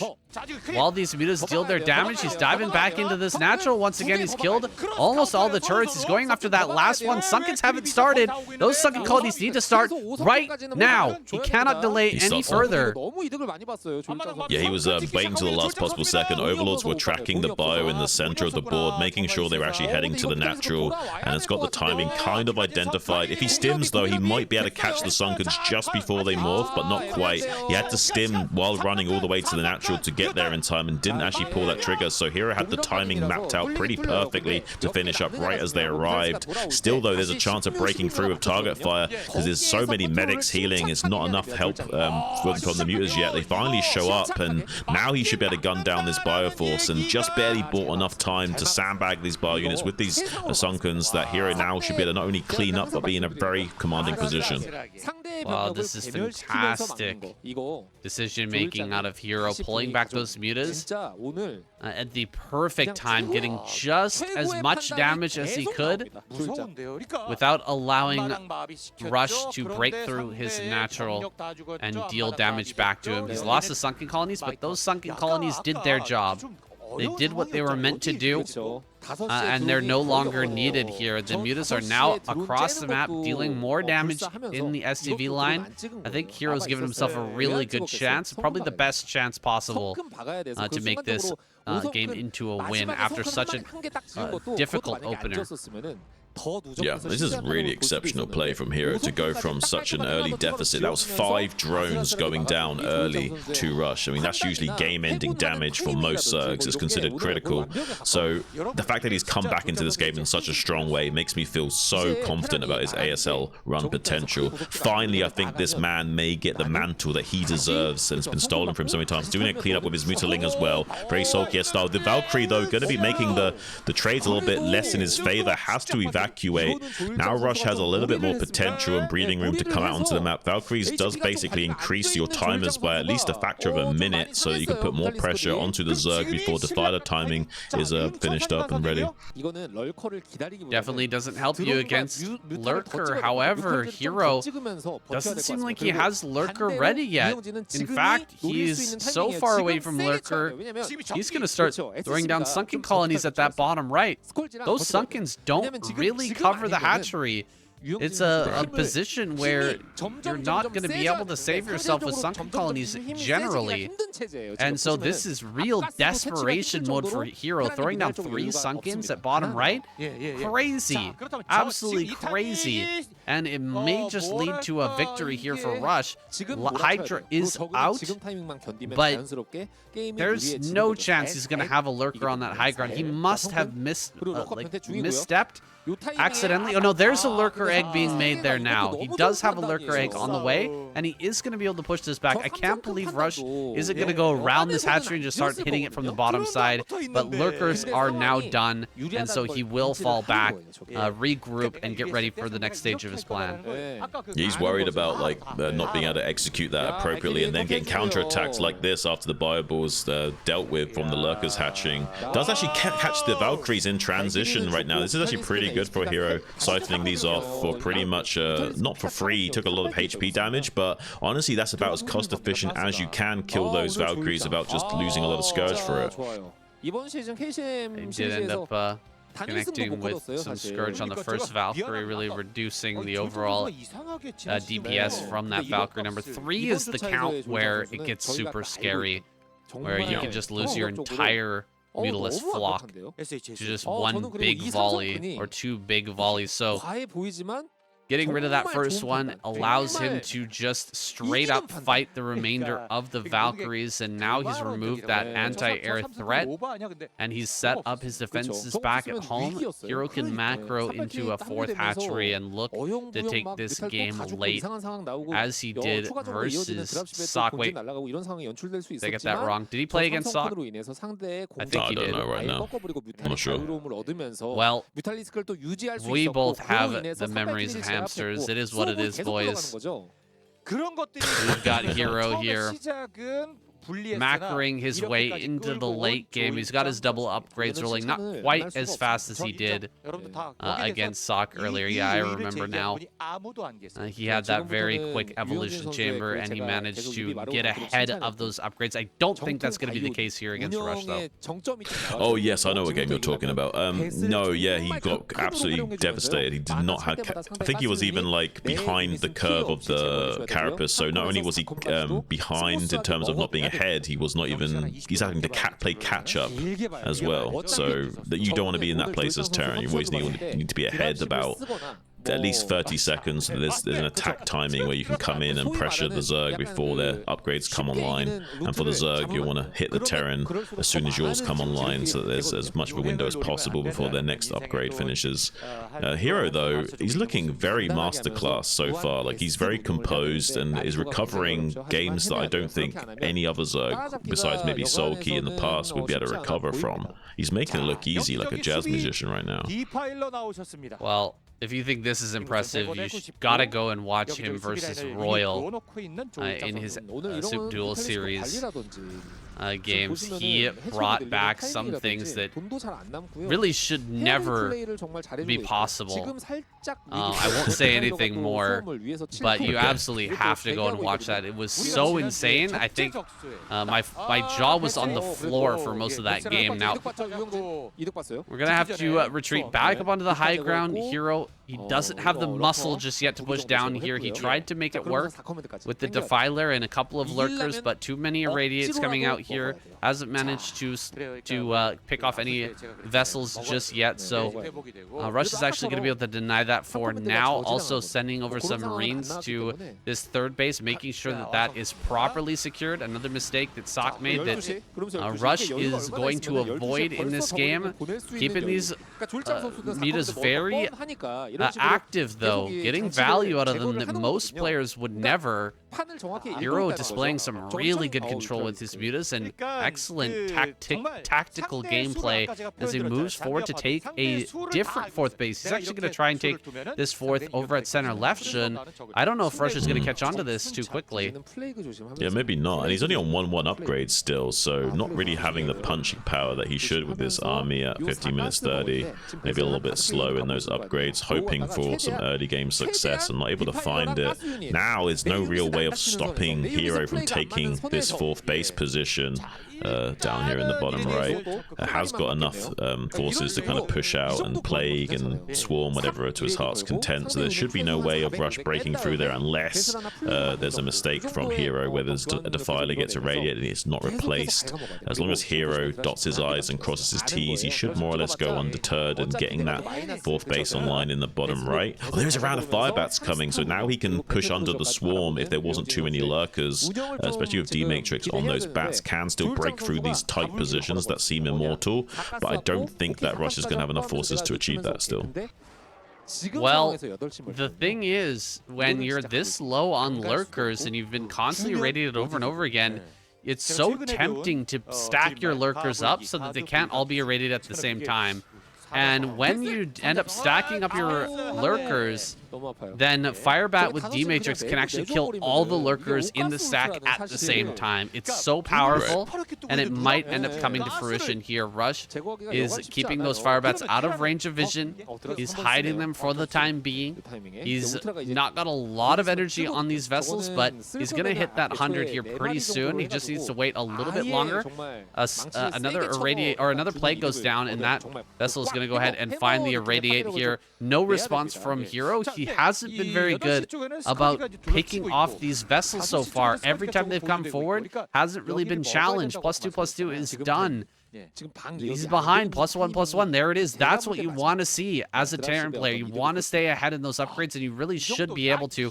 4 dropships going to come out. I bet he hits with these drops as he goes into the natural with a bunch of D-Matrix Firebats. That's going to be incredibly difficult to hold. I would love to see that, Saiyan. And there's only like 2 or so Lurkers down there. Oh, he's actually going to swing around with those dropships to the bottom left while punching into the natural. One vessel does go down. He sees knows exactly what is there to defend. Now he's being a little bit indecisive with those. I think he's just maybe grabbing a few more fire bats or something and figuring out exactly what he wants to do. Shuffles over his army to this bottom left quadrant as well to kind of do the same tactic but in a different location. Maybe diving into the main base while assaulting the natural here. I can't believe he's going into this base. There's so many Scourge available. So many Scourge available. A lot of them are going to get big connections here. There's Mutas. There's Lings everywhere. Why did he go in here? Oh my gosh, Rush. Didn't he scan here? Yeah, he scanned. He scanned. He saw everything. Look at the bottom right. There's nothing along the perimeter. He could have gone for a dive into there while putting the pressure into the natural over at this base. Would have been so much more effective, but in the end, he will clear out that 5th over at center left. Just, he lost so much in those dropships, and that is such a massive blow. Yeah. It's like Hero just sees inside his mind or something. Like he had everything to defend drops in the bottom left and only like bare minimal in the bottom right. That would have been way more successful going off in the bottom right. And unfortunately, Hero just knows how Rush thinks. And now I don't know if Rush is going to be able to figure out how to deal with this game state, because he's now in the late game phase and his win conditions are drying up and his win percent as well with it. A lot of ultras are starting to pop out. +2/+2 is done. Should have +3 here finishing up soon for Rush, but if there's a small window where the upgrades are even, these ultras might be able to exploit it. So many Lings are being made. Hero actually at a advantage in terms of his supply for the moment, and there's nothing containing him over his natural, by the way. He can start to send out defilers and stuff, get out on the map and just send them around to start to deal damage. This is a great position on the high ground, though. Oh my gosh, you're never getting in there with that army, but a big play goes down on a lot of this. Rush is finally lapsed in attention, and Hero manages to get a beautiful plague. The ultras are going to come down from the north and clear this out. Now the Mutas can come forward to deal with these vessels. Such a beautiful 1-2-3 punch combination from Hero to knock Rush on his butt. Here comes another drop into the natural, but how much damage can it do? There are so many Lings here to start cutting this down. And Lurker as well, but this is actually doing better than I thought. Oh, it's 2 drops. It actually looked like 1 there for a moment. Here comes some ultras. Yeah, 2 drops, putting out enough DPS here that he can gun down the Nidus, and with the tight air surface area, can kill some of these Ultralisks as well. Eventually, we'll clean up the Bioforces, but not before doing a little bit of a dent into Hero's infrastructure there. This double expansion from Rush will begin to pay dividends. It's necessary for his lifeline in this game, but it doesn't put him into a great game state still. Like, Hero is ahead by 30 supply. Rush, though, might have some potential in maybe killing this base in the bottom right, and limiting the options for Hero, and the gas income could be huge while he's got his own 2 bases up. Hero's checking the top left. He's expecting a top left base being taken right now, but there's nothing up there, so even though Rush isn't successful in breaking through, at least he's not taking too much damage elsewhere. But with the supply count difference, I can't see Rush coming back in this game without some kind of miracle. Yeah, this is looking desperate now for Rush. Like you said, even though he has 4 bases, there's so much map control for Hero. Losing that size of army that cleanly, he lost so many Marines and so many vessels there to a great surround, plus the plague, plus the Darkstorm getting on top of everything. He hardly was able to trade out his units there efficiently.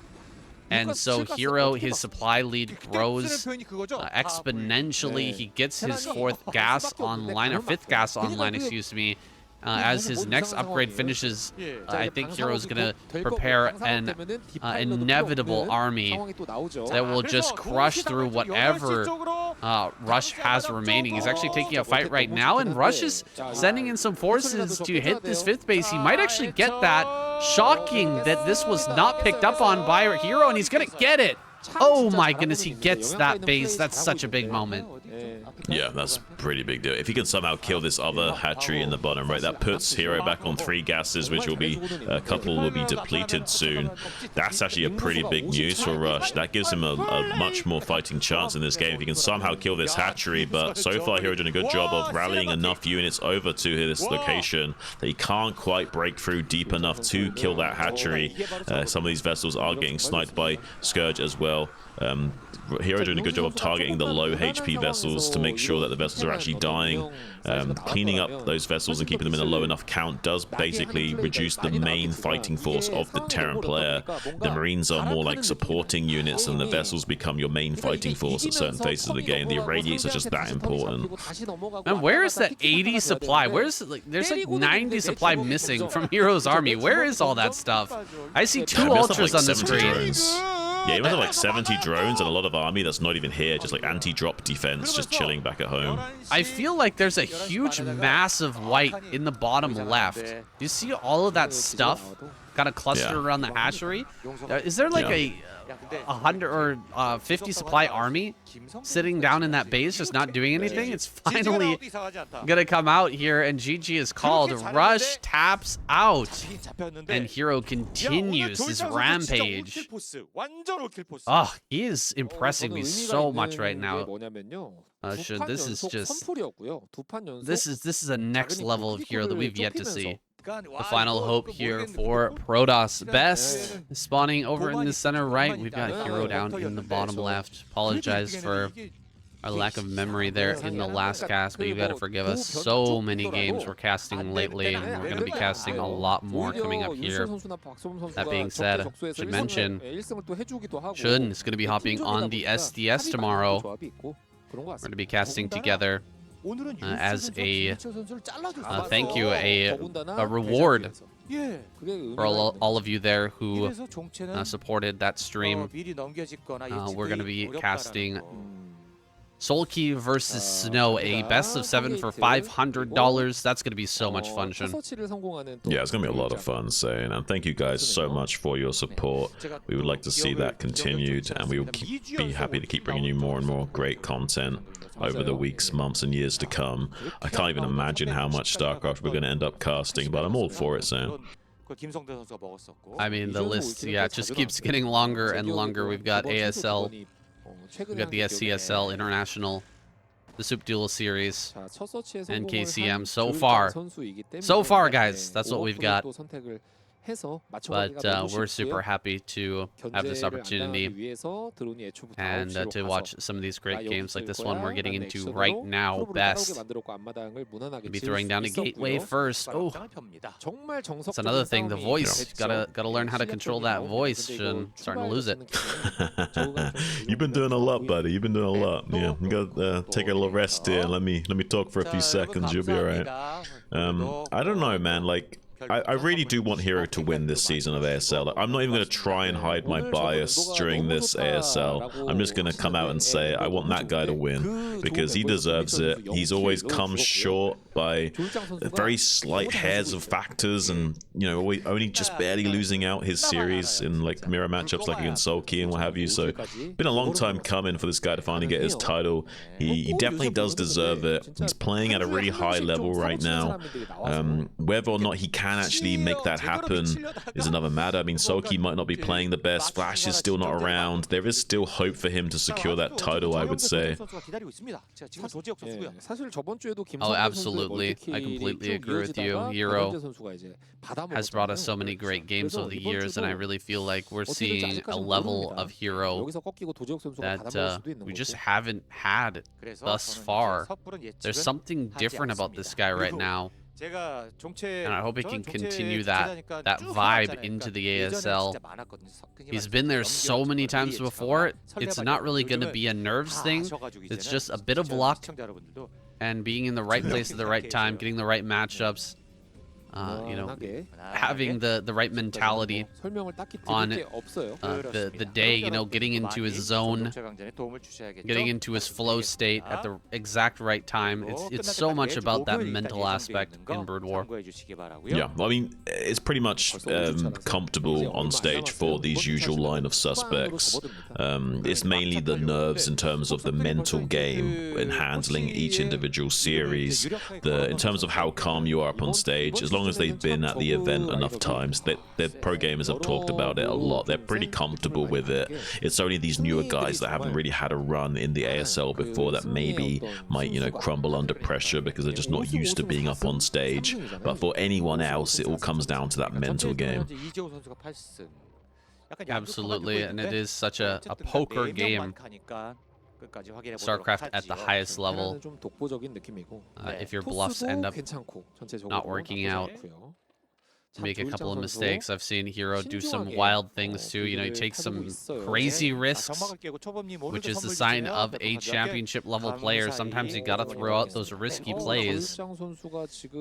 Sometimes they don't pay off, and you can end up putting yourself in a really rough situation where if you hadn't taken those risks, you might have been able to win. Right. But you kind of have to throw out those risky plays every once in a while, or you'll get too predictable. Now, Best has moved around with these Zealots in kind of an unpredictable fashion. However, Hero is now aware of that. He's seen it. He knows that 4 Zealots are heading into this base. He's got the Lings with the speed. Can he block this without taking too much damage? Let's see. Yeah, it needs to just drill around these drones a little bit and minimize the lost mining time while also still keeping them ready to respond to the Zealot threat. Beautiful surround from Hero, denying the retreat to the ramp. That is so cost efficient and beautiful. I cannot even begin to explain. Wow.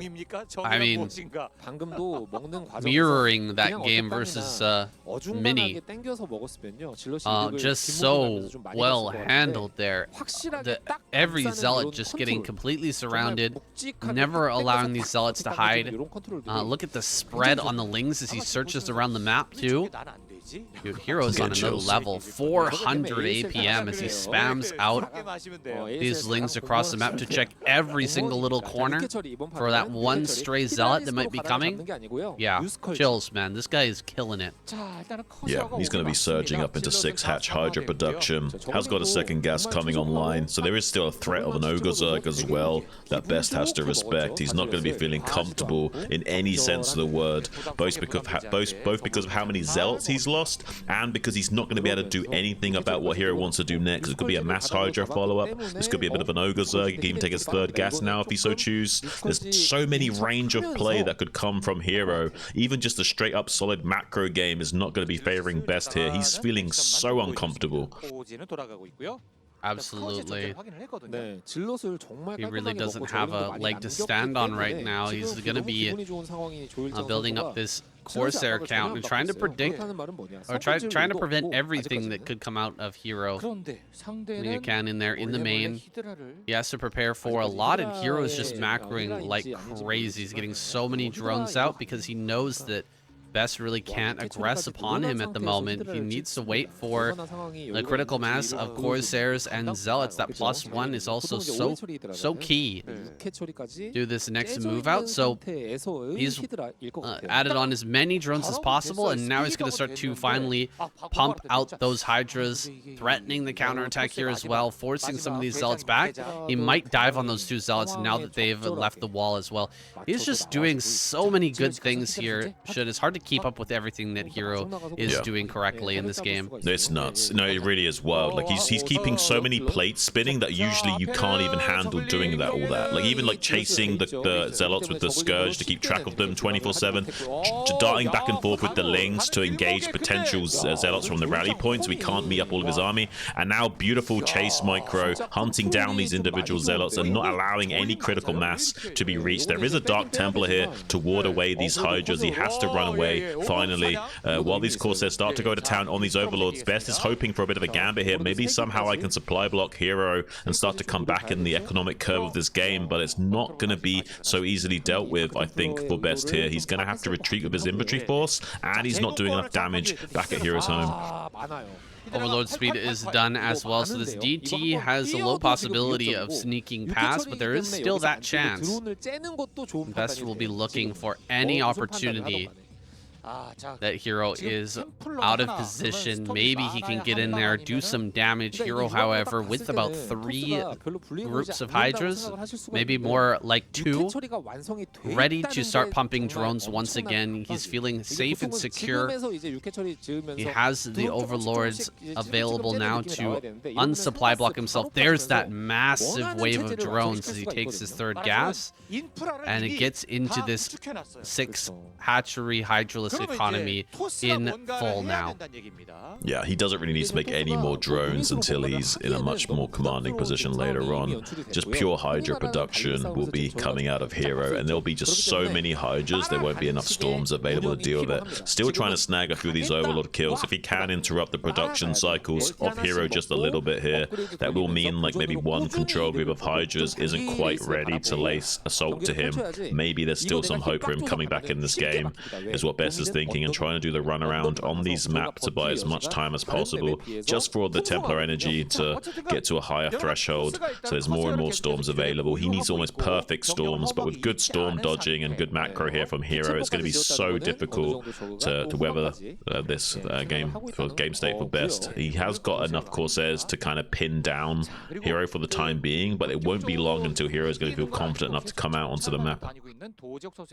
Getting into double evolution chamber now. Hero is getting prepared for the next stages of this game. Gonna take his 4th base here pretty soon, either at that top left or maybe the mineral only. As he switches into Lurker, he will be able to get up to that 4th base and potentially drone up to 55. That's the key number on a 4-base economy. With about 7, 8, 9 hatcheries, you can start to really hammer out the Lurkers and Lings as you transition into Hive.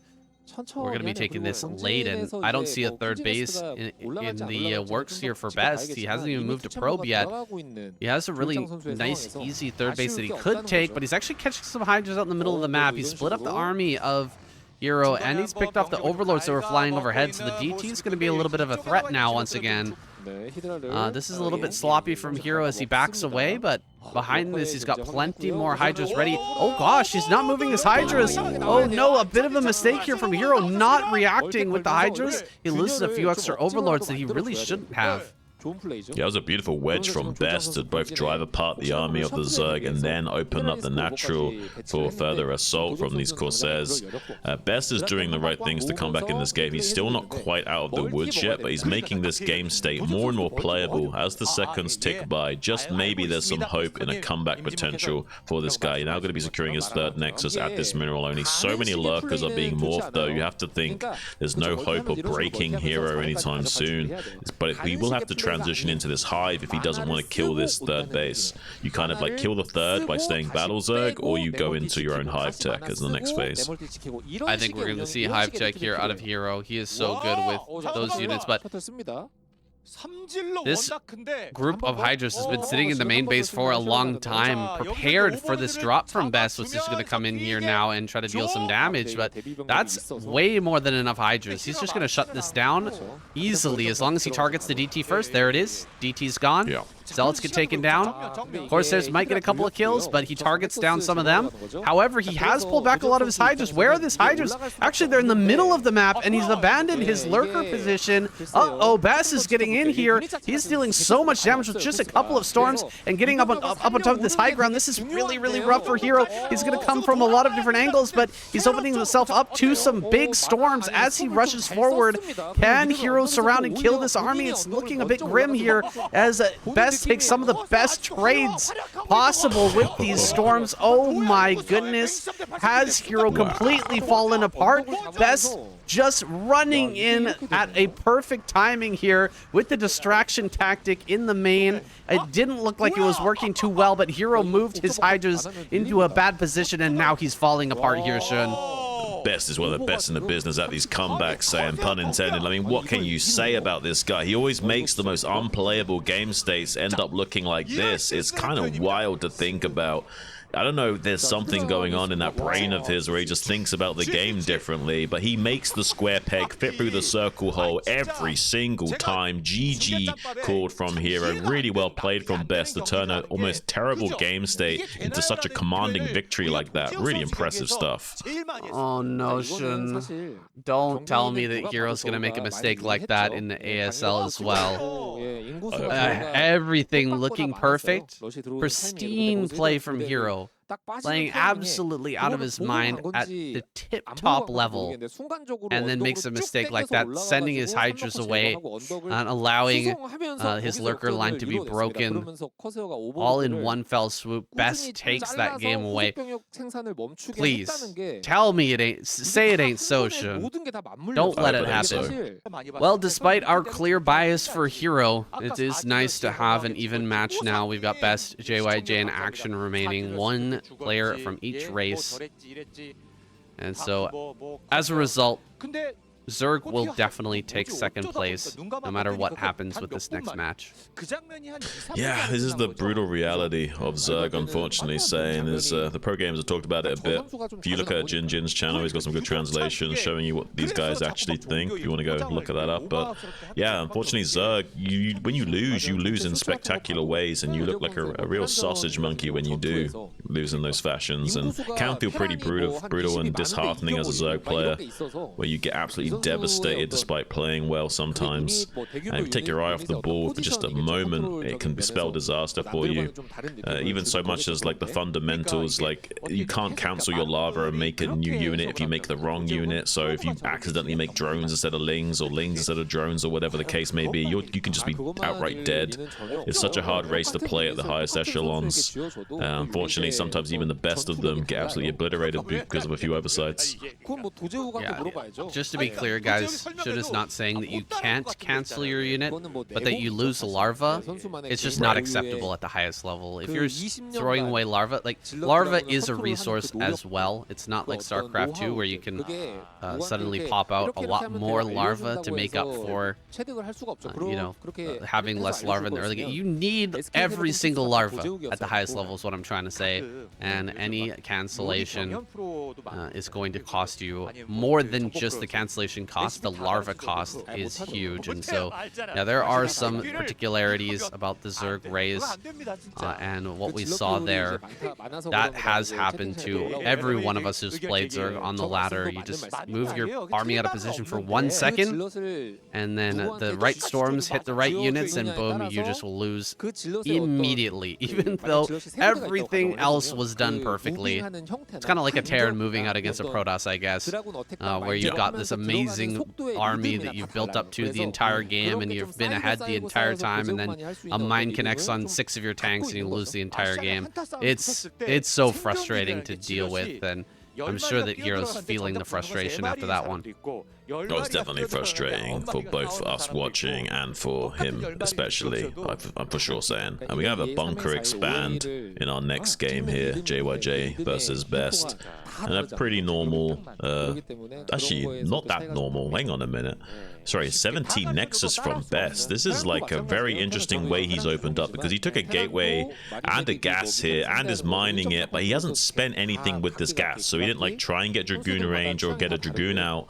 He actually just threw down the Nexus at 17 supply. I don't usually see this very often. It's usually when you've got an early scout or a tell on the Terran player that you feel safe and you know they're not going to be close positions punishing you. He didn't really have full scouting information to know that, to do that though. He kind of just did it on a hunch, and he was right. A little bit safer than the Nexus first, but yeah, you're right. There's quite a big gap here in the defense early for Best. Getting a little lucky when he scouts. He sees that there is a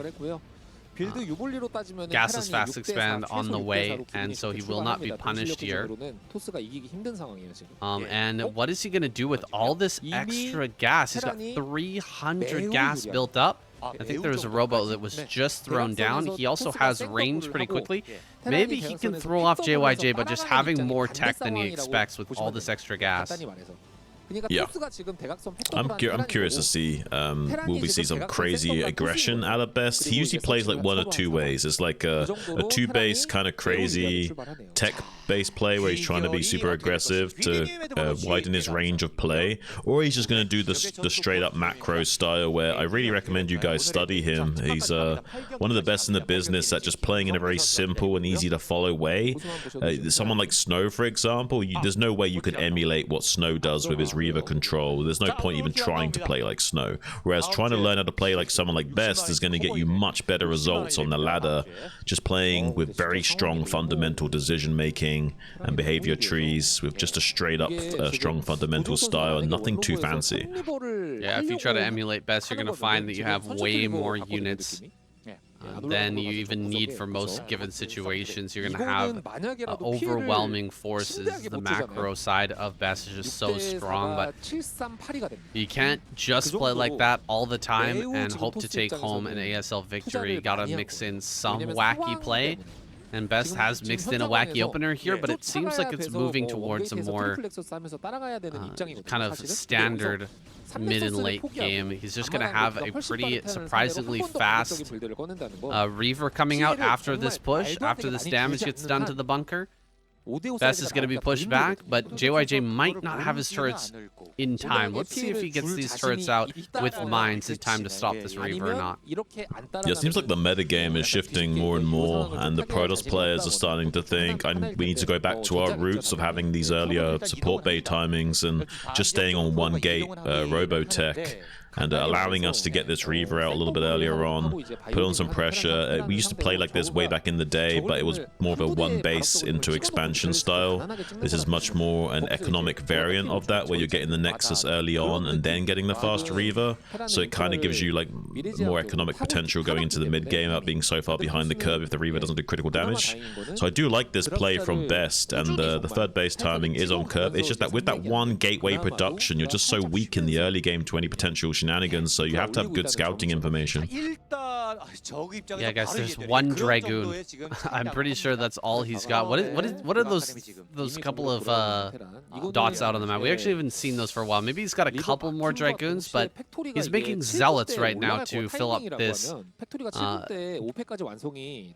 shuttle. So, I mean, how many units can he actually have made off of this single gateway at this point? 2 Zealots are made. A Reaver's going to pop out here in a moment.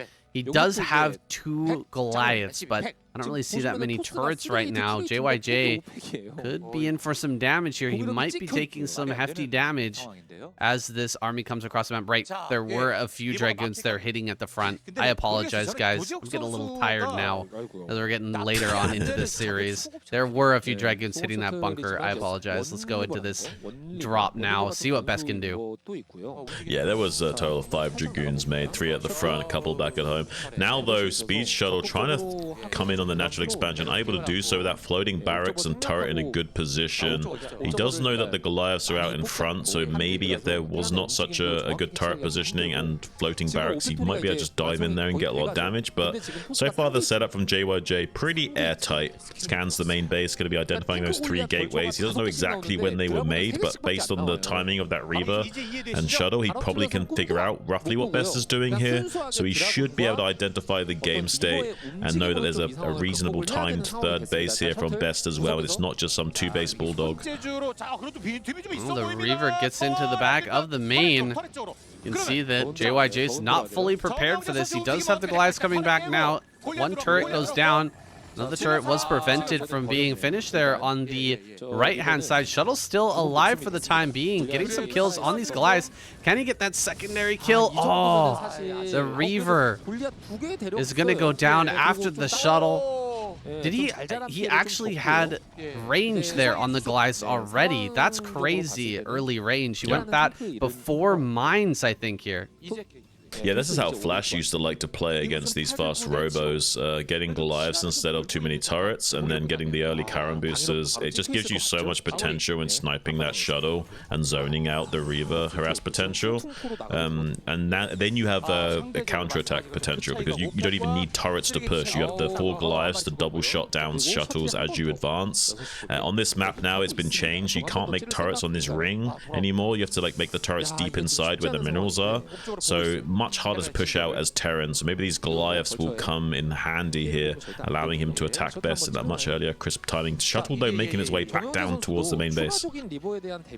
What is left over here in the main? Only one turret I see. Gonna drop the Reaver here once again. Get rid of that turret right away. Dragoon as well available to push back some of these vultures and defend against any cheeky Wraith that might come out of JYJ. Reaver's gonna last here in the main for quite some time, dealing some big damage to these supply depots and cleaning up some reinforcing vultures that come out to try and stop that as well. Another drop comes out here. Some Zealots most likely going to be bombed on top of a few of these tanks. Zealots making their way to the front. Can he actually break this push? That's a lot of Zealots on top of everything, and there's not many vultures to actually clear this with the rallies coming forward. Best looking like he's in a good position to break this, and JYJ is going to lose every single tank. Really nicely done there from Best, and as you can see, nothing too fancy here, just straight up macro. But look at this, the vultures might be able to get up here. Beautiful play from Best, sending the probe down to build 2 more additional pylons so that the vultures couldn't get in here, and is going to use a shuttle with Zealot to clean those up. So efficient from Best to avoid disaster. There's so many probes could have potentially gone down.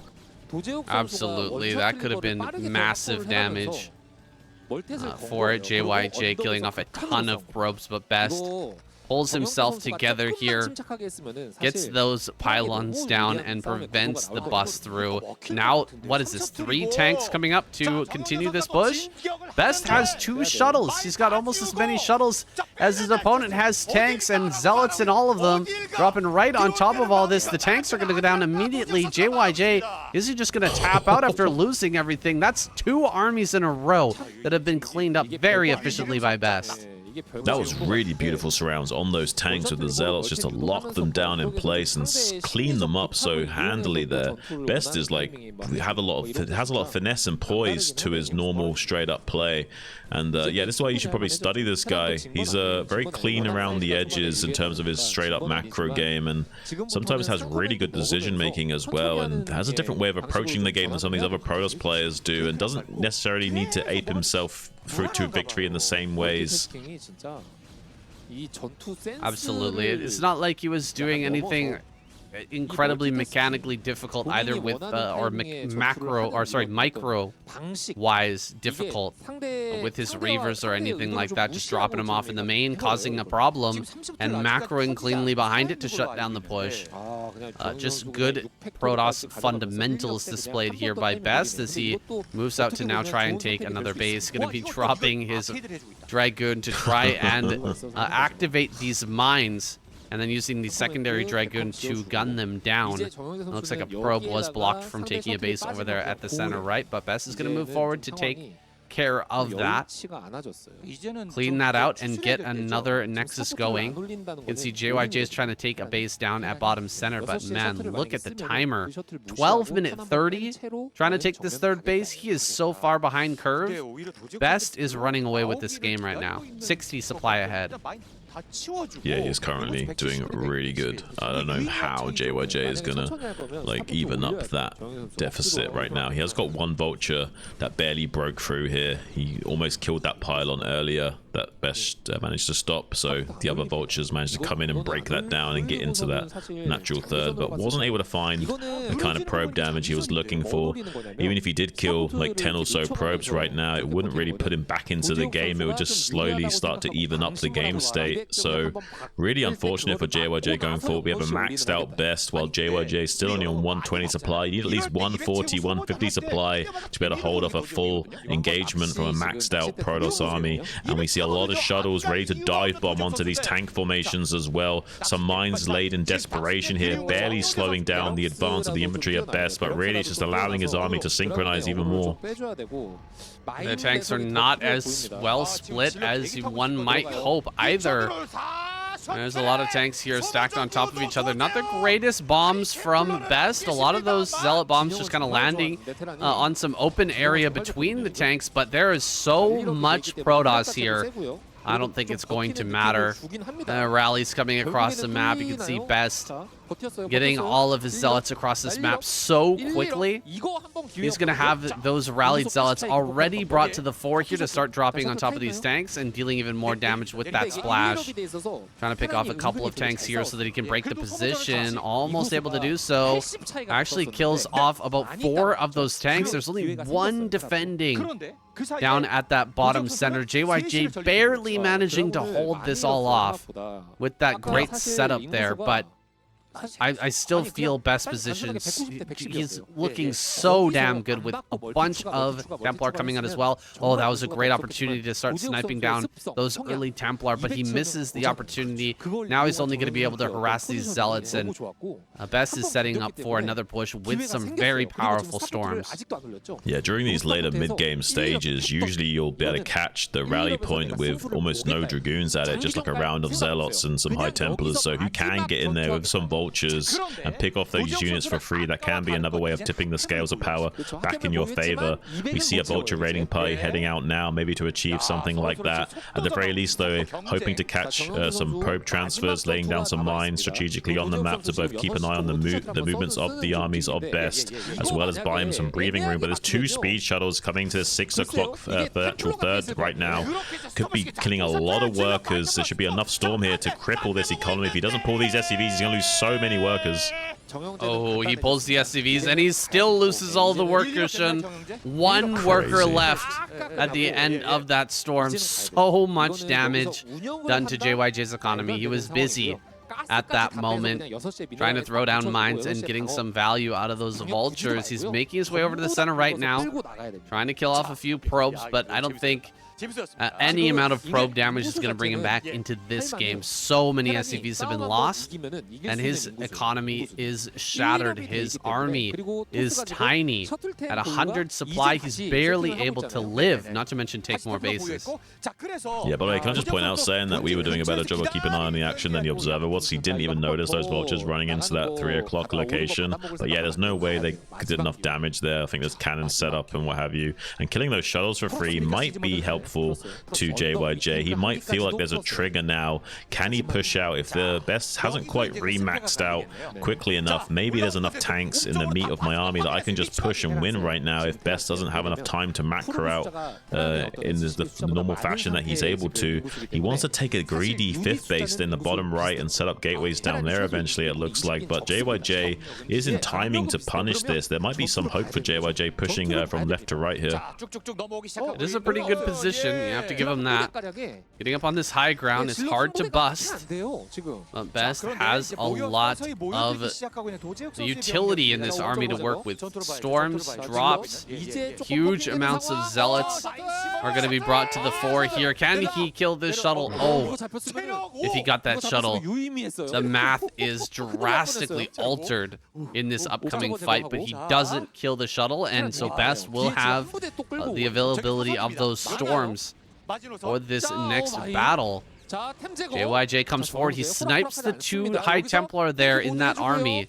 That's a big moment. His tank count not looking that strong, but he's got a lot of vultures here, and it's a mostly zealot army what's coming down for Best. There is a good amount of Dragoons over here on the side, some on the right, but the army is split. Can JYJ take the fight of his life and actually win and manage to secure another base here? He is somehow at 150 supply. I don't even know how he got to 160, catching up almost all the way to Best. Here comes this army. A lot of this stuff kind of filtering in for Best, and the probe transfer as well. What is he expecting?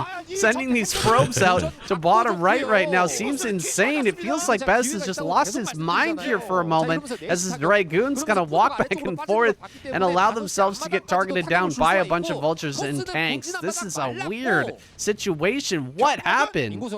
Yeah, it's very weird. And also those 2 tanks getting right up onto that 3 o'clock, killing so many probes on the exit. Unfortunately, Best kind of getting a little bit too cocky and ahead of himself and didn't really read the situation well enough. He was trying to clear a path for the Zealots in the middle to head to the rally point at JYJ, and then decided to pincer attack the Terran army instead, and didn't understand exactly how deep that formation of units was, and wasn't able to do anything about it. Unfortunately, now losing the Nexus to those 2 tanks before getting cleaned up. And we'll also probably lose his Nexus that's getting set up in the bottom right quadrant as well. So he has to now split the map horizontally, which very much favors JYJ. A horizontal split map here is very Terran favored to win. I'm shocked. Shun, what are we looking at? How is JYJ 30 supply ahead of Best now? There's just one fight there going his way. Is that all it takes? I mean, he was a full 70 supply ahead at one point. 70 supply over JYJ. When he dove in towards that third base, he just barely wasn't able to break it. He did so much damage with the follow-up drop, but he's having such a struggle now. These probes heading up to top left are going to get blocked. The Dragoons are going to rotate around the outside. Now Best needs to play from behind. He's diving on top. Is he going to engage with the tanks? No, he backs up. Triple shuttle on all of those tanks. There was a good opportunity there to actually wipe out that mass. So many tanks stacked right up on top of each other. I can't believe Best didn't go for it. Yeah, I mean, there is a slight upgrade advantage for Best at this phase of the game. So it looks like JYJ skimped on his tech and upgrades a little bit just to be able to afford more gateway, more factories, more units, and just sheer volume of army might be able to overcome Best here and outmuscle him. There are some High Templars that are now being sniped by Vultures as well. JYJ definitely playing more like a champion and fighting back hard here against Best and preventing any kind of comeback potential. Also isolating these Dragoons in the top left. If you can somehow get up here and stop this base from going online, that's going to be lights out for Best. He's desperately trying to get his army shuffled over here. He's got 3 speed shuttles to start dive bombing some High Templars and Zealots on top of his army. Some Sonic Storms coming out, but not the kind of storms you need to trade off an army that is this big as JYJ. Supplies looking a little bit better than they were a second ago, but still not ideal. Actually currently even on supplies is JYJ right now. Able to put out more and more of a force into the center of the board. He could even expand to this center base for a little bit more life in his macro cycles, getting a bit more minerals. He doesn't have to expand to the bottom right. Could just expand to the center and keep attacking here. But Best is just barely clinging on to this top left quadrant. Here comes an attack once again. Best gonna push forward, keeping JYJ at least off of this outer ring of the map. That high ground he's still holding is a good advantage. He's swung the supply back into his favor somehow once again. Going ahead of JYJ for the first time in a while to throw down some storms. But it seems like JYJ is going to be able to get up here, and he's got a lot of mines in the rally, preventing Best from recombining this army. Nice defensive storms, backing up and continuing to lay down storms as JYJ pushes forward. Has he removed enough of this army where he can actually wipe out the tank force, though? JYJ is reinforcing this with a lot of units. He's actually bringing forward, I think, a CC as well to start mining this center. That center does have a lot of resources, so he will be able to set up kind of an extra base. It's not a full-on base, but he's sort of on 2 bases now. Yeah, it's basically just a mineral-only expansion, but it allows you to spend your gas. As you can see, JYJ almost has 2,000 gas, but not many minerals, so getting a little bit more juice out of the orange is critical here, so we can actually spend these resources and max out quicker. And killing these probes on the transfer is so big right now. That's one of the things that's keeping him in the game, is that Best wasn't able to get probes up into this top left quadrant of the map, so currently not mining optimally is Best. Just that 1 base worth of economy, really that's churning away. So now that JYJ has the center of the board, he now has more income than Best, so this is not a tenable game state for Best at all. He has to make something happen. That's why we see this force in this 6 o'clock position trying to break this expansion while he still can. Trying his best to get down here with a small contingent of units. Best is going to get into position to harass this, and he's actually forced a lot of tanks down here. He's forced a pretty decent amount of army out of JYJ to move into this position to deal with just a few Dragoons.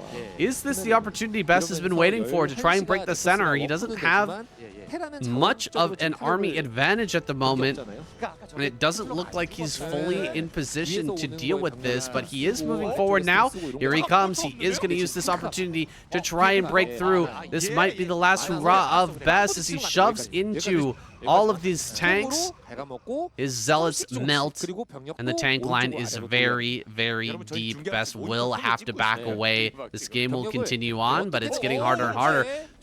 Oh, a Templar drop goes off. I don't know how many kills there were. Oh, this High Templar, only 1 kill, though. Maybe another one getting some damage because JYJ doesn't have many SCVs over here at all, and he really doesn't have too many SCVs at all. Yeah, he definitely killed a good chunk of them.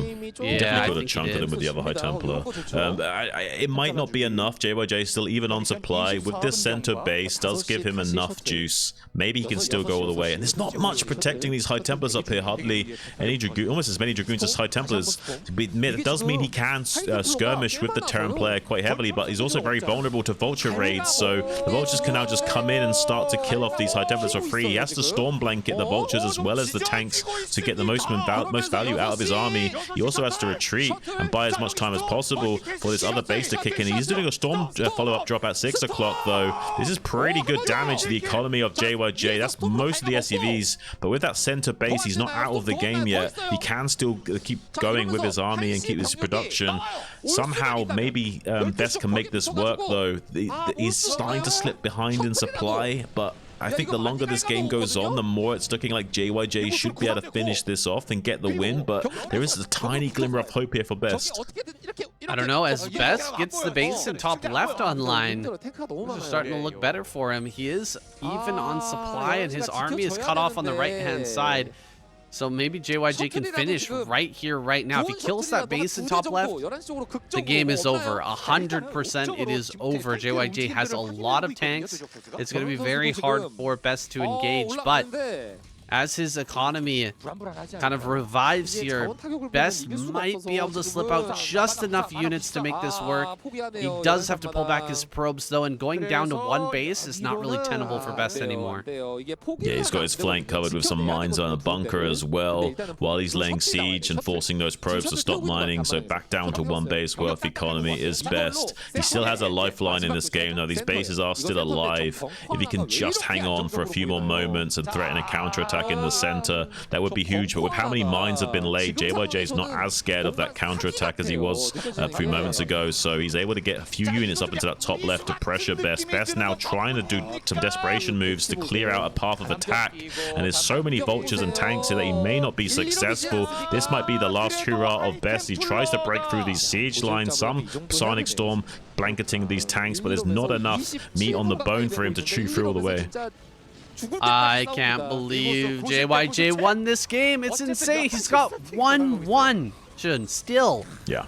And never invested in those further upgrades. Best has 3-1. And he's not able to break through any of these armies. He's just barely going to win as well, look. Oh, it's so close, Shun. It is so close.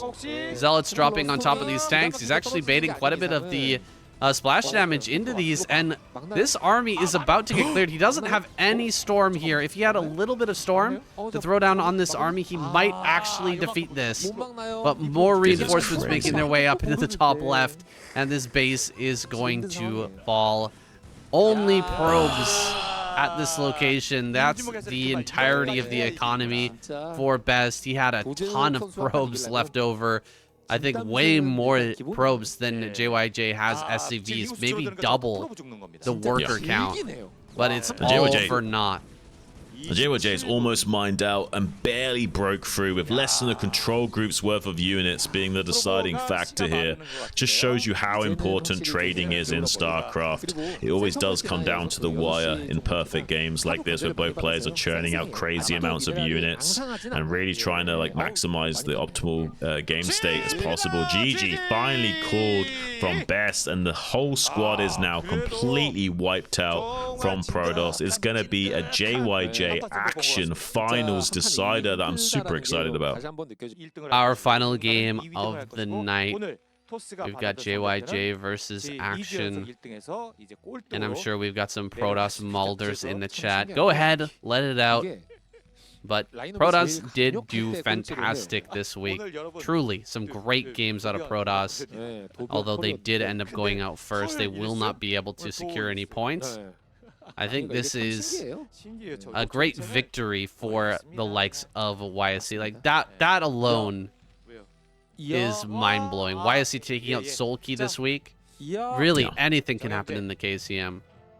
Anything can happen. It makes you super excited for things to come with ASL just around the corner. Saying, I mean, what more do you want in this golden age of StarCraft? We're spoiled for choice right now. We always have such fantastic, unexpected results in the KCM. And we go. I'm happy that we're going the distance. Are we seeing a very unusual finals between Action and JYJ? You don't see these two duke it out too often. Yes, JYJ is a fantastic TVZ player, and he's going to open up in a truly unorthodox manner, getting a CC first on high ground rather than down here in the natural. This could lead to some interesting interactions here between the 12 hatch out of Action and this CC first. This is kind of an interesting play from JYJ. I wonder how he develops this. Well, it's going to be a much safer way of playing CC first, making it in the main base and floating it so that you don't have to worry about a drone scout like slowing it down like he would have done here. If he'd made it on the low ground, the drone would have been able to make it stop building the CC and be forced to take SCVs off the line. And as you can see more critically, a lot of Zerg players, they only scout the natural for the Terran, so now he's not going to know where JY is or what he's doing for quite some time. As you can see, this drone making its way around the rest of the map before even identifying exactly where he is. And he's now going to be figuring out the bad news after going deep into that main base with the drone now. Oh, okay, I made a bit of an error there. I should have gone deeper into the top right main. And is this a double Rax follow-up from JYJ? Yeah. Interesting stuff. Very interesting the way he's decided to play this out.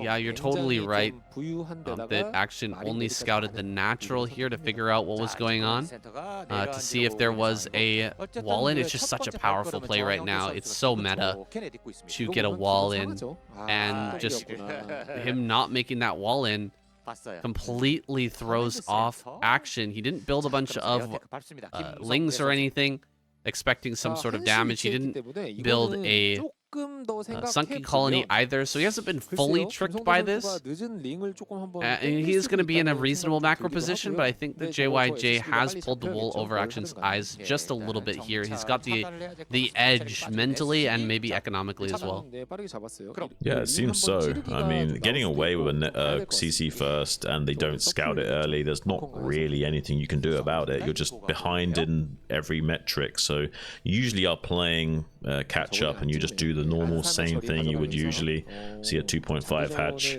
coming out from Action, that's pretty expected from a more macro orientated aggressive player. He does though have pretty good micro and ability to put on aggression, so maybe, just maybe, he finds some way of compensating for the CC first later on, but for the time being there's pretty much nothing he can do to punish this. He's in a rough spot and he knows it. Action, he's going to have to throw down some sunken colonies here. No two ways about it. The timing on this 2 racks is going to be moving out here before that 5-minute mark and putting on a lot of pressure. May even need a second sunken colony.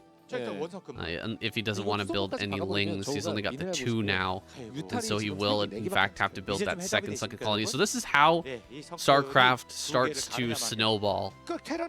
When you get an early advantage, if you know the game the ins and outs of the game, you're able to force your opponent to do things that put them even further behind, like build these extra sunken colonies, and he can threaten to just dive and kill. He's gonna go after this sunken colony. He's putting a lot of damage onto that, targeting down a couple of drones as well. He kills the Overlord and just backs away. Interesting targeting decisions there from JYJ, and he will get quite a bit out of this attack. I really like it, saying that was really well played from JYJ, baiting the drones and then just sniping them and running out. That's so big brain. He even got an Overlord as well to compensate, so he can't make additional Mutalisks right now to be able to start one-shotting SCVs or Marines very efficiently. So he both double dipped in hurting the economy of Action while also preventing him from getting up to too high of a commuter count early on. So he's got these 5, but it's going to take him some time for the other Overlord to finish and get up to that 7 that can be able to start hitting his SCVs. Absolutely. Now, with some open supply, Action can pump out a bunch more mutas, but you can see his gas is quite high. He's been slowed down by being forced to make that evolution chamber at the front, the 2 sunken colonies, extra overlords. He's just been pressured quite a bit here in JYJ. He's got his turrets out, albeit slightly late. Quite a few SCVs have gone down, but with that early CC, he's going to be able to replenish that number quite quickly, and he's built a lot of turrets to help defend this area. I don't think Action's going to break him here.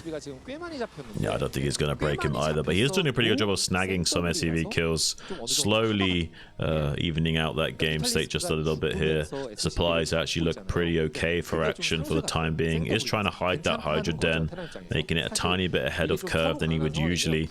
If there is a world in which JYJ plays super passive and he gets a free lurker contain, but that won't occur this game. You see even some very aggressive scans from JYJ, checking both the corners of his base to see where exactly the Mutalisks are, hoping that maybe he can catch them in transition while Action's not paying attention and get some free damage onto them and know that it's safe to push out right now.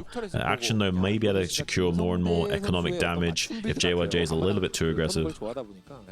JYJ is starting to move out a little bit. He's focused most of his turret production on that natural, so there may be a bit of a lack of defenses over here. No, actually, he added quite a few turrets over at this base. There is a bit of a weak point over at the top side of these mineral patches, but meanwhile, JYJ is pushing out across the map. He's moving over towards the natural. 5 sunkens are going to be done, though. Action, if he finishes all 5 of those sunkens before the Marines arrive, he should be able to hang on. He's killing a lot of workers back at home. Hydras have been made as well. No third base just yet for Action critically. No other attack path for JYJ. He doesn't really have another target at the moment. And switching now into Hive. Is this just going to be a Hive push, Defiler push in towards the natural? It doesn't really seem like there's a long-term strategy here for Action. Well, the way he's being so aggressive into the main base and the SCVs makes me think that that's what he's planning on doing. That's why we see him be so aggressive while defending with Sunkens, because he's going for a 2-base timing here. This is a very viable way of playing Zerg. It just usually doesn't play out very effectively for the Zerg unless you're a really high-level player. Action's able to make it work, it seems, but it doesn't necessarily mean he's going to still win the game. All JYJ has to do is just stop a Defiler or Lurkers from getting to his natural expansion, and he will be absolutely fine this game. He's also got a Firebat that's managed to successfully catch the drone that is trying to expand right now. That's heading towards 9 o'clock position, so doing a great job in most metrics here is JYJ, but the supplies seem to indicate that Action has been trading well. One really important thing you can do if you're going to go for a play like this, oh my goodness, this hold position Lurker, he doesn't go for it. He doesn't bite. The hook is set, but JYJ does not bite. Going to be able to back away with these Marines and save himself from disaster. One of the big things that you can do as a Zerg player, if you're going for a Hive play like this, and a 2-base push, is try to dive into the main and actually target down the SCVs that are building the factory, the starport, slow down that tech. Every moment that you slow that down is going to be another moment without vessels raining down irradiates on your important lurkers and defilers, but he wasn't able to slow that down at all. JYJ was right on curve, as you usually are with a CC first, and he's got his macro full steam ahead. He's got that tech online. It's almost online here, and it doesn't seem like this is the plan from Action. He's not going to go for that 2-base push we were talking about. Instead, setting up the third, just a very late third here for Action. It's looking like a Hydralist Defiler play out of him, actually.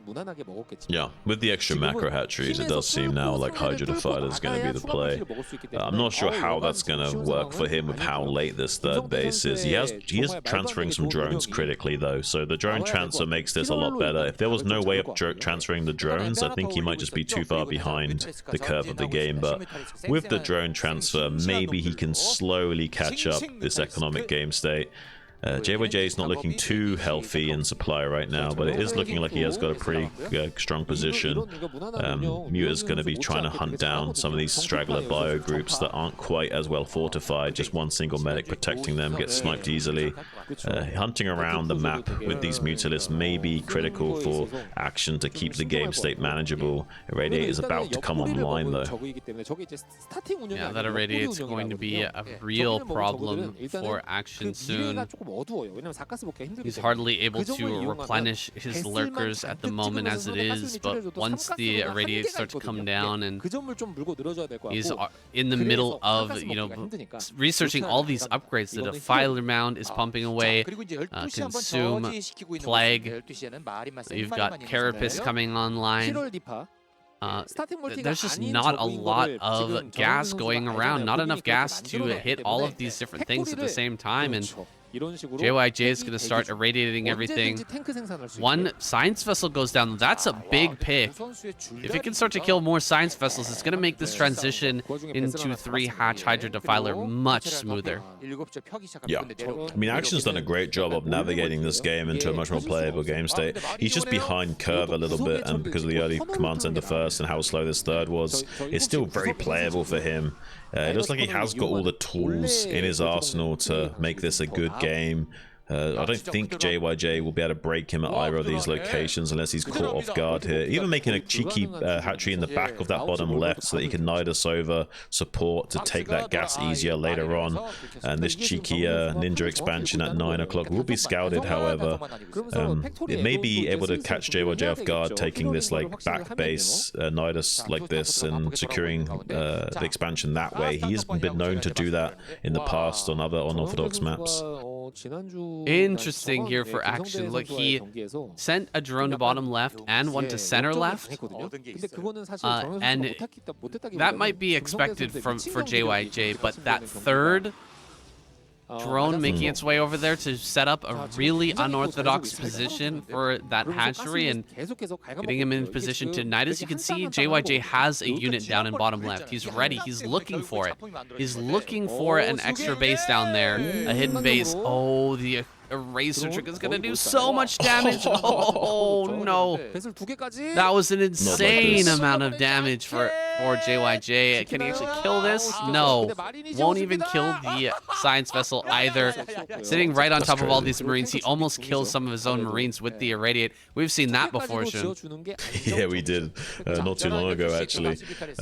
I don't know. Like, I really feel like by like 13 minutes, you should start to have your burrow ready. You just know that when you're behind schedule like this, you kind of need to rely on burrow to protect your units. You haven't got the same kind of gas advantage that you would usually have from that early third. So yeah, a little bit of a mistake there maybe from Action not to go early into that investment. Finally setting up that Nidus in that bottom left. Also doing the same thing in top left with another hatchery being set up there. These maps do make it easier to go for these kind of unorthodox style that Action does like to do sometimes. We saw this from him on a few other maps in the past, and this map seems perfect for this style from him. Look, it's going to be spotted to the bottom left. Look at the unit, bottom left. Oh my god, unbelievable that he just spotted that. I might just barely be not quick enough though. He might still be able to get a hold on this ramp though. Oh, he's going to get a hold on this ramp. It's just crazy to me, though, that JYJ spotted that so early. There's Marines over in top left as well. Action trying to set up a cheeky base over in that location.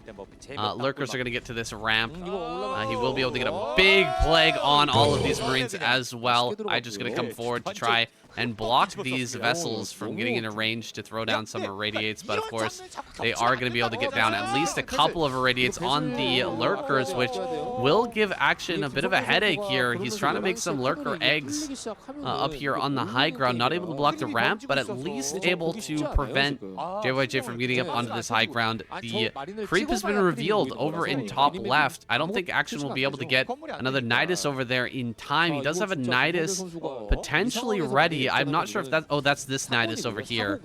That Nidus over there is actually in position, but this one is not. Coming up from both sides here. Oh my goodness. JYJ going to hit both sides at the same time while Action is trying to get that next gas online, and he will be able to kill, I think, this gas at least, but the plague is so good. This plague did so much damage. He gets the gas, but he loses a lot of these Marines. Yeah, I mean, it's some compensation here. Action looking okay in supply, only behind by about 30 or so. There's more tanks coming out now from JYJ, 2 machine shops churning away. That does allow them to put a lot more pressure onto Action in the coming phase. It's another way of dealing with the game state. Instead of making drop ships, using that gas to make tanks instead and put a lot of pressure onto the Zerg. This is going to be very tough for Action to hold this, because he will be able to chip away at these Sunkens easily with these tanks, and there's not much in the meat of defense then for Action to hold out. He's going to have drop ships as well as tanks. This is crazy. He's going to have tanks hitting the 6 o'clock while drop ships start to come into the bottom left, and now not actually mining his Action in the bottom left. A lot of idle drones, so definitely not optimal in his game state right now, and he might be punished heavily. So he has a beautiful play on those tanks. He does catch one of these drop ships. That's huge, and coming out the Nidus in time. Maybe somehow Action is going to be absolutely fine here. Catches both of those drop ships. Now, though, is being laid siege to at this 6 o'clock location. 2 Dark Swarms holding both of the ramps, and some Mutalists coming in to clear up all those tanks. That's beautiful from Action. Ooh, killing off so many tanks there. 1 lurker under Dark Swarm. Can he get a lurker on the high ground? No, a lot of lings pop out, though.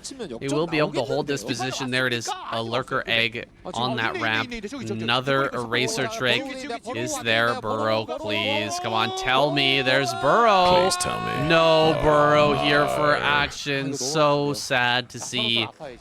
Still not opting to get that Burrow, even after being punished so brutally for that earlier. It's just 100 minerals and 100 gas. It is a big deal of an investment, but once you've got it for the rest of the game. He is going to get this Nidus Canal successfully up in the top left, though. That could spell disaster for JYJ if he's not able to expand up there, and also allows Action to maybe consider further assaults into that location. It does force JYJ to defend back at home and not keep putting pressure onto Action while he's churning away on all these gases. This makes the game stay a little bit easier for Action going forward now. Oh my gosh, Action, he hasn't put anything through that Nidus yet? Oh, a second Nidus. What is this? Wait, what? Did he build 2 Niduses? I think he built a Nidus at his natural, and this is another Nidus that he hasn't connected yet. Oh my gosh, that's gonna die. No way! Oh my gosh, that's so crazy. Okay, he was actually connecting. He could have made the Nidus further back so the Marine would just shoot it for free. The Marine's just chilling there. He doesn't know that Marine was there. Oh, a huge plague on all of this army. He's actually going to be able to clean this up very neatly if he gets on top of it now. A lot of links coming forward. Hydra's coming forward as well. He's going to be able to kill these tanks for sure. Can he get all of the vessels as well? The vessels here are so low. A bunch of links come forward. Nidus Canal could connect. He's going to get on top of some of these SCVs. This is causing a lot of distraction at the moment for JYJ. He's going to have to deal with this Nidus over here while all this other action is going on in the map. Action, he is on 4 gases, and he may be able to get down onto the low ground and get a 5th operational. We're at 19 minutes now. He's got to make moves. He's got to make moves to take more bases. This frontal attack here, I don't see how this is going to work for Sunken Colonies here, and he's definitely going to have links. Okay, throws down a Dark Swarm on the Marines. Now the Marines can push through with no problem. It actually defends the Marines against the Sunken Colonies. A bit of a own goal there for Action. But he gets down here with a plague. He's going to be able to break through these tanks. He's holding off everywhere, albeit just barely. This is wild game from Action. He has so much gas available to him, but he has to make sure he steps on the right pedal. There's a lot of Nidus Canals, and if he goes through the wrong one at the wrong time, he will lose the momentum and the tempo of this game. But he's doing a good job of balancing the forces to these different locations in small enough numbers that he's both holding on and putting on some pressure, slowing down JYJ's expansion efforts, though JYJ did manage to double expand still, so he's on 4 bases, just not quite on the same potency of bases as he would like to be. Floating that CC from the top left down to 9 o'clock instead. Another razor trick down at 6 o'clock, and he still doesn't have Burrow. That upgrade would have been so critical in this game in avoiding potential disaster, but he's lost so many drones to these razor tricks. JYJ is still in this game, although their supplies are currently even, which definitely does favor Action. He's putting on more and more pressure into his top left quadrant. If JYJ doesn't get another mining base back online soon, Action's going to take this game. Oh my gosh, Action is so close to winning this in such a spectacular fashion. It's crazy to me, Shun. JYJ's put on an immense amount of pressure, but even through all of that, Action has somehow got these Niduses up, and he's, I don't know how he's doing it, but he's somehow remembering where all the Niduses are going. That's in itself is a massive challenge. Just remembering, yeah. It's like trying to drive a car for the first time. You don't even know which pedal is the accelerator right now. There's a clutch, the brake, and the accelerator. If you hit on the wrong pedal, you're not even going to go in the right direction. So hopefully you can manage to keep track of where everything is. But so far, so good for Action. Kind of styling on JYJ, a previous champion right now, and making it look a little bit easy despite that early deficit. Oh, I don't think this looks easy at all, Shun. This is looking like the slug fight. This is the slugfest of Action's life right now. He has been just barely hanging on for such a long time.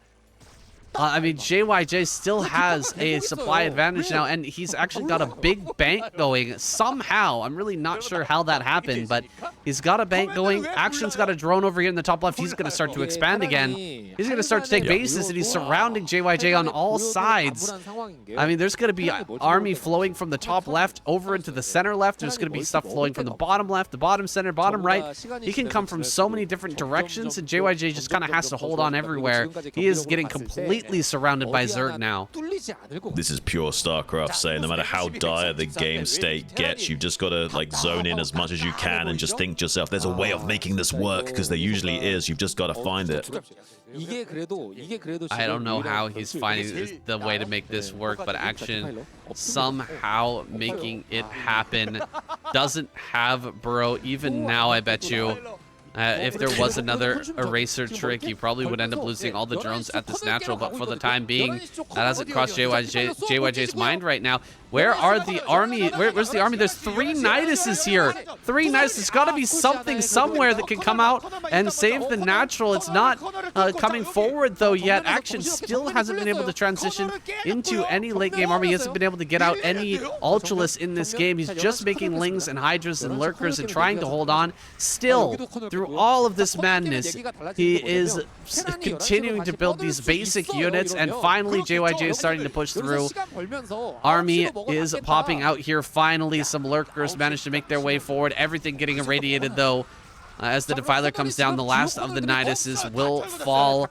There's so much orange cloud here that he could potentially still push back these tanks, but all the Niduses have been disconnected. These bases that were standing very strong on their own are no longer going to have the benefit of reinforcements from these other locations, and Action is going to start to fall apart here if he can't make this game incredibly chaotic and find a way to break through JYJ right here. Right now, he's going to go ahead and try to attack into center left while defending down in bottom left. Abandoning bottom center, I think, is the right call. Here's another Nidus over here, but that'll be taken down immediately. A lot of EMP, or not, a lot of irradiates come out, and some Lurkers get over to this base. Here it is. Oh my gosh. Is he going to do it again? We're going to lose every worker again? I mean, JYJ did a good job of ripping out the gearbox of Action, but finally not going to be taking a crazy eraser trick in the bottom left. Does catch one of those vessels, so they can't cast them themselves. There's more and more vessels available to him. Those siege tanks dying to chew their way through here. As he cuts through into the upholstery of Action's car, though, more and more Cheeto dust is springing out from the dirt. Not going to be enough, though, to dissuade JYJ, who's got a very strong nose and doesn't mind getting his hands dirty as he rips apart the Zerg finally, despite all that finesse all game long, trying to claw his way back into the game state. JYJ finally gets the nail in the coffin he was looking for. That wild, down and dirty, sloppy final game, not reflected at all in this point ranking. Just beautiful symmetry here as we go into week number 6, week number 5, as our Terran players ahead once again. Zerg in second place and Protoss once again in third, but it's anybody's season, Shun. Yeah. This is going to be wild, saying. I mean, maybe this pattern as well can continue between these 3 squads. There's been neck and neck for the last couple of weeks. It may still continue to be so all the way to that week 8 spot. I would love to see it. I'll have to wait and see and find out. But I'm super interested about Terran's finally taking a strong lead in this midweek of the season. I think that would spell usually a pretty exciting season overall, especially with Protoss actually getting some points on the board and not just flatlining. There's everyone's game still. So it's going to keep each week super exciting for us, and I'm sure you guys back at home as well. I'm thinking we need to bring back Tyson. Tyson YSC turned out to be the combo of what they needed. I mean, it didn't work out too good in the first couple of weeks. I think they've been basically the first 4 weeks bringing out Tyson and YSC and various other top players. But mini Tyson YSC, that seems to be the correct combo to get wins for the Protoss squad. And we'll see if we want to move back in that direction, or if the Protoss are going to bring out the big guns. We're going to get Snow out here, maybe Rain. Both of those players are getting prepared for the ASL, no doubt, as the qualifiers have finished. Guys, this is the end of our week number 4, but don't forget to tune into the SDS as well. Like I said, Shud and I will be casting that tomorrow. It'll be out on YouTube tomorrow, the day after this KCM comes out, but it's going to be live. Actually, it'll be live before this cast comes out, so you guys can catch it on the YouTube channel. Those were great games we casted on that live. That was, I hope you guys enjoyed that. Woo, what a series. Soulkey versus Snow. Like, can you ask for a better series? No. Can you dream a better series? There's such a rivalry between those two. Yeah. It's great. Like, just the last season we had them going at it in the semifinals of the finals, right? Like, they've been going at it for multiple seasons, and there's been a history of Snow kind of falling flat, but he's also fired back in big ways in other tournaments, and also in the KCM as well. So we're really looking forward to casting that series, and we're hoping you'll join us. Thank you guys so much for being here for this week of the KCM, and we'll see you in the next one. Thanks, guys.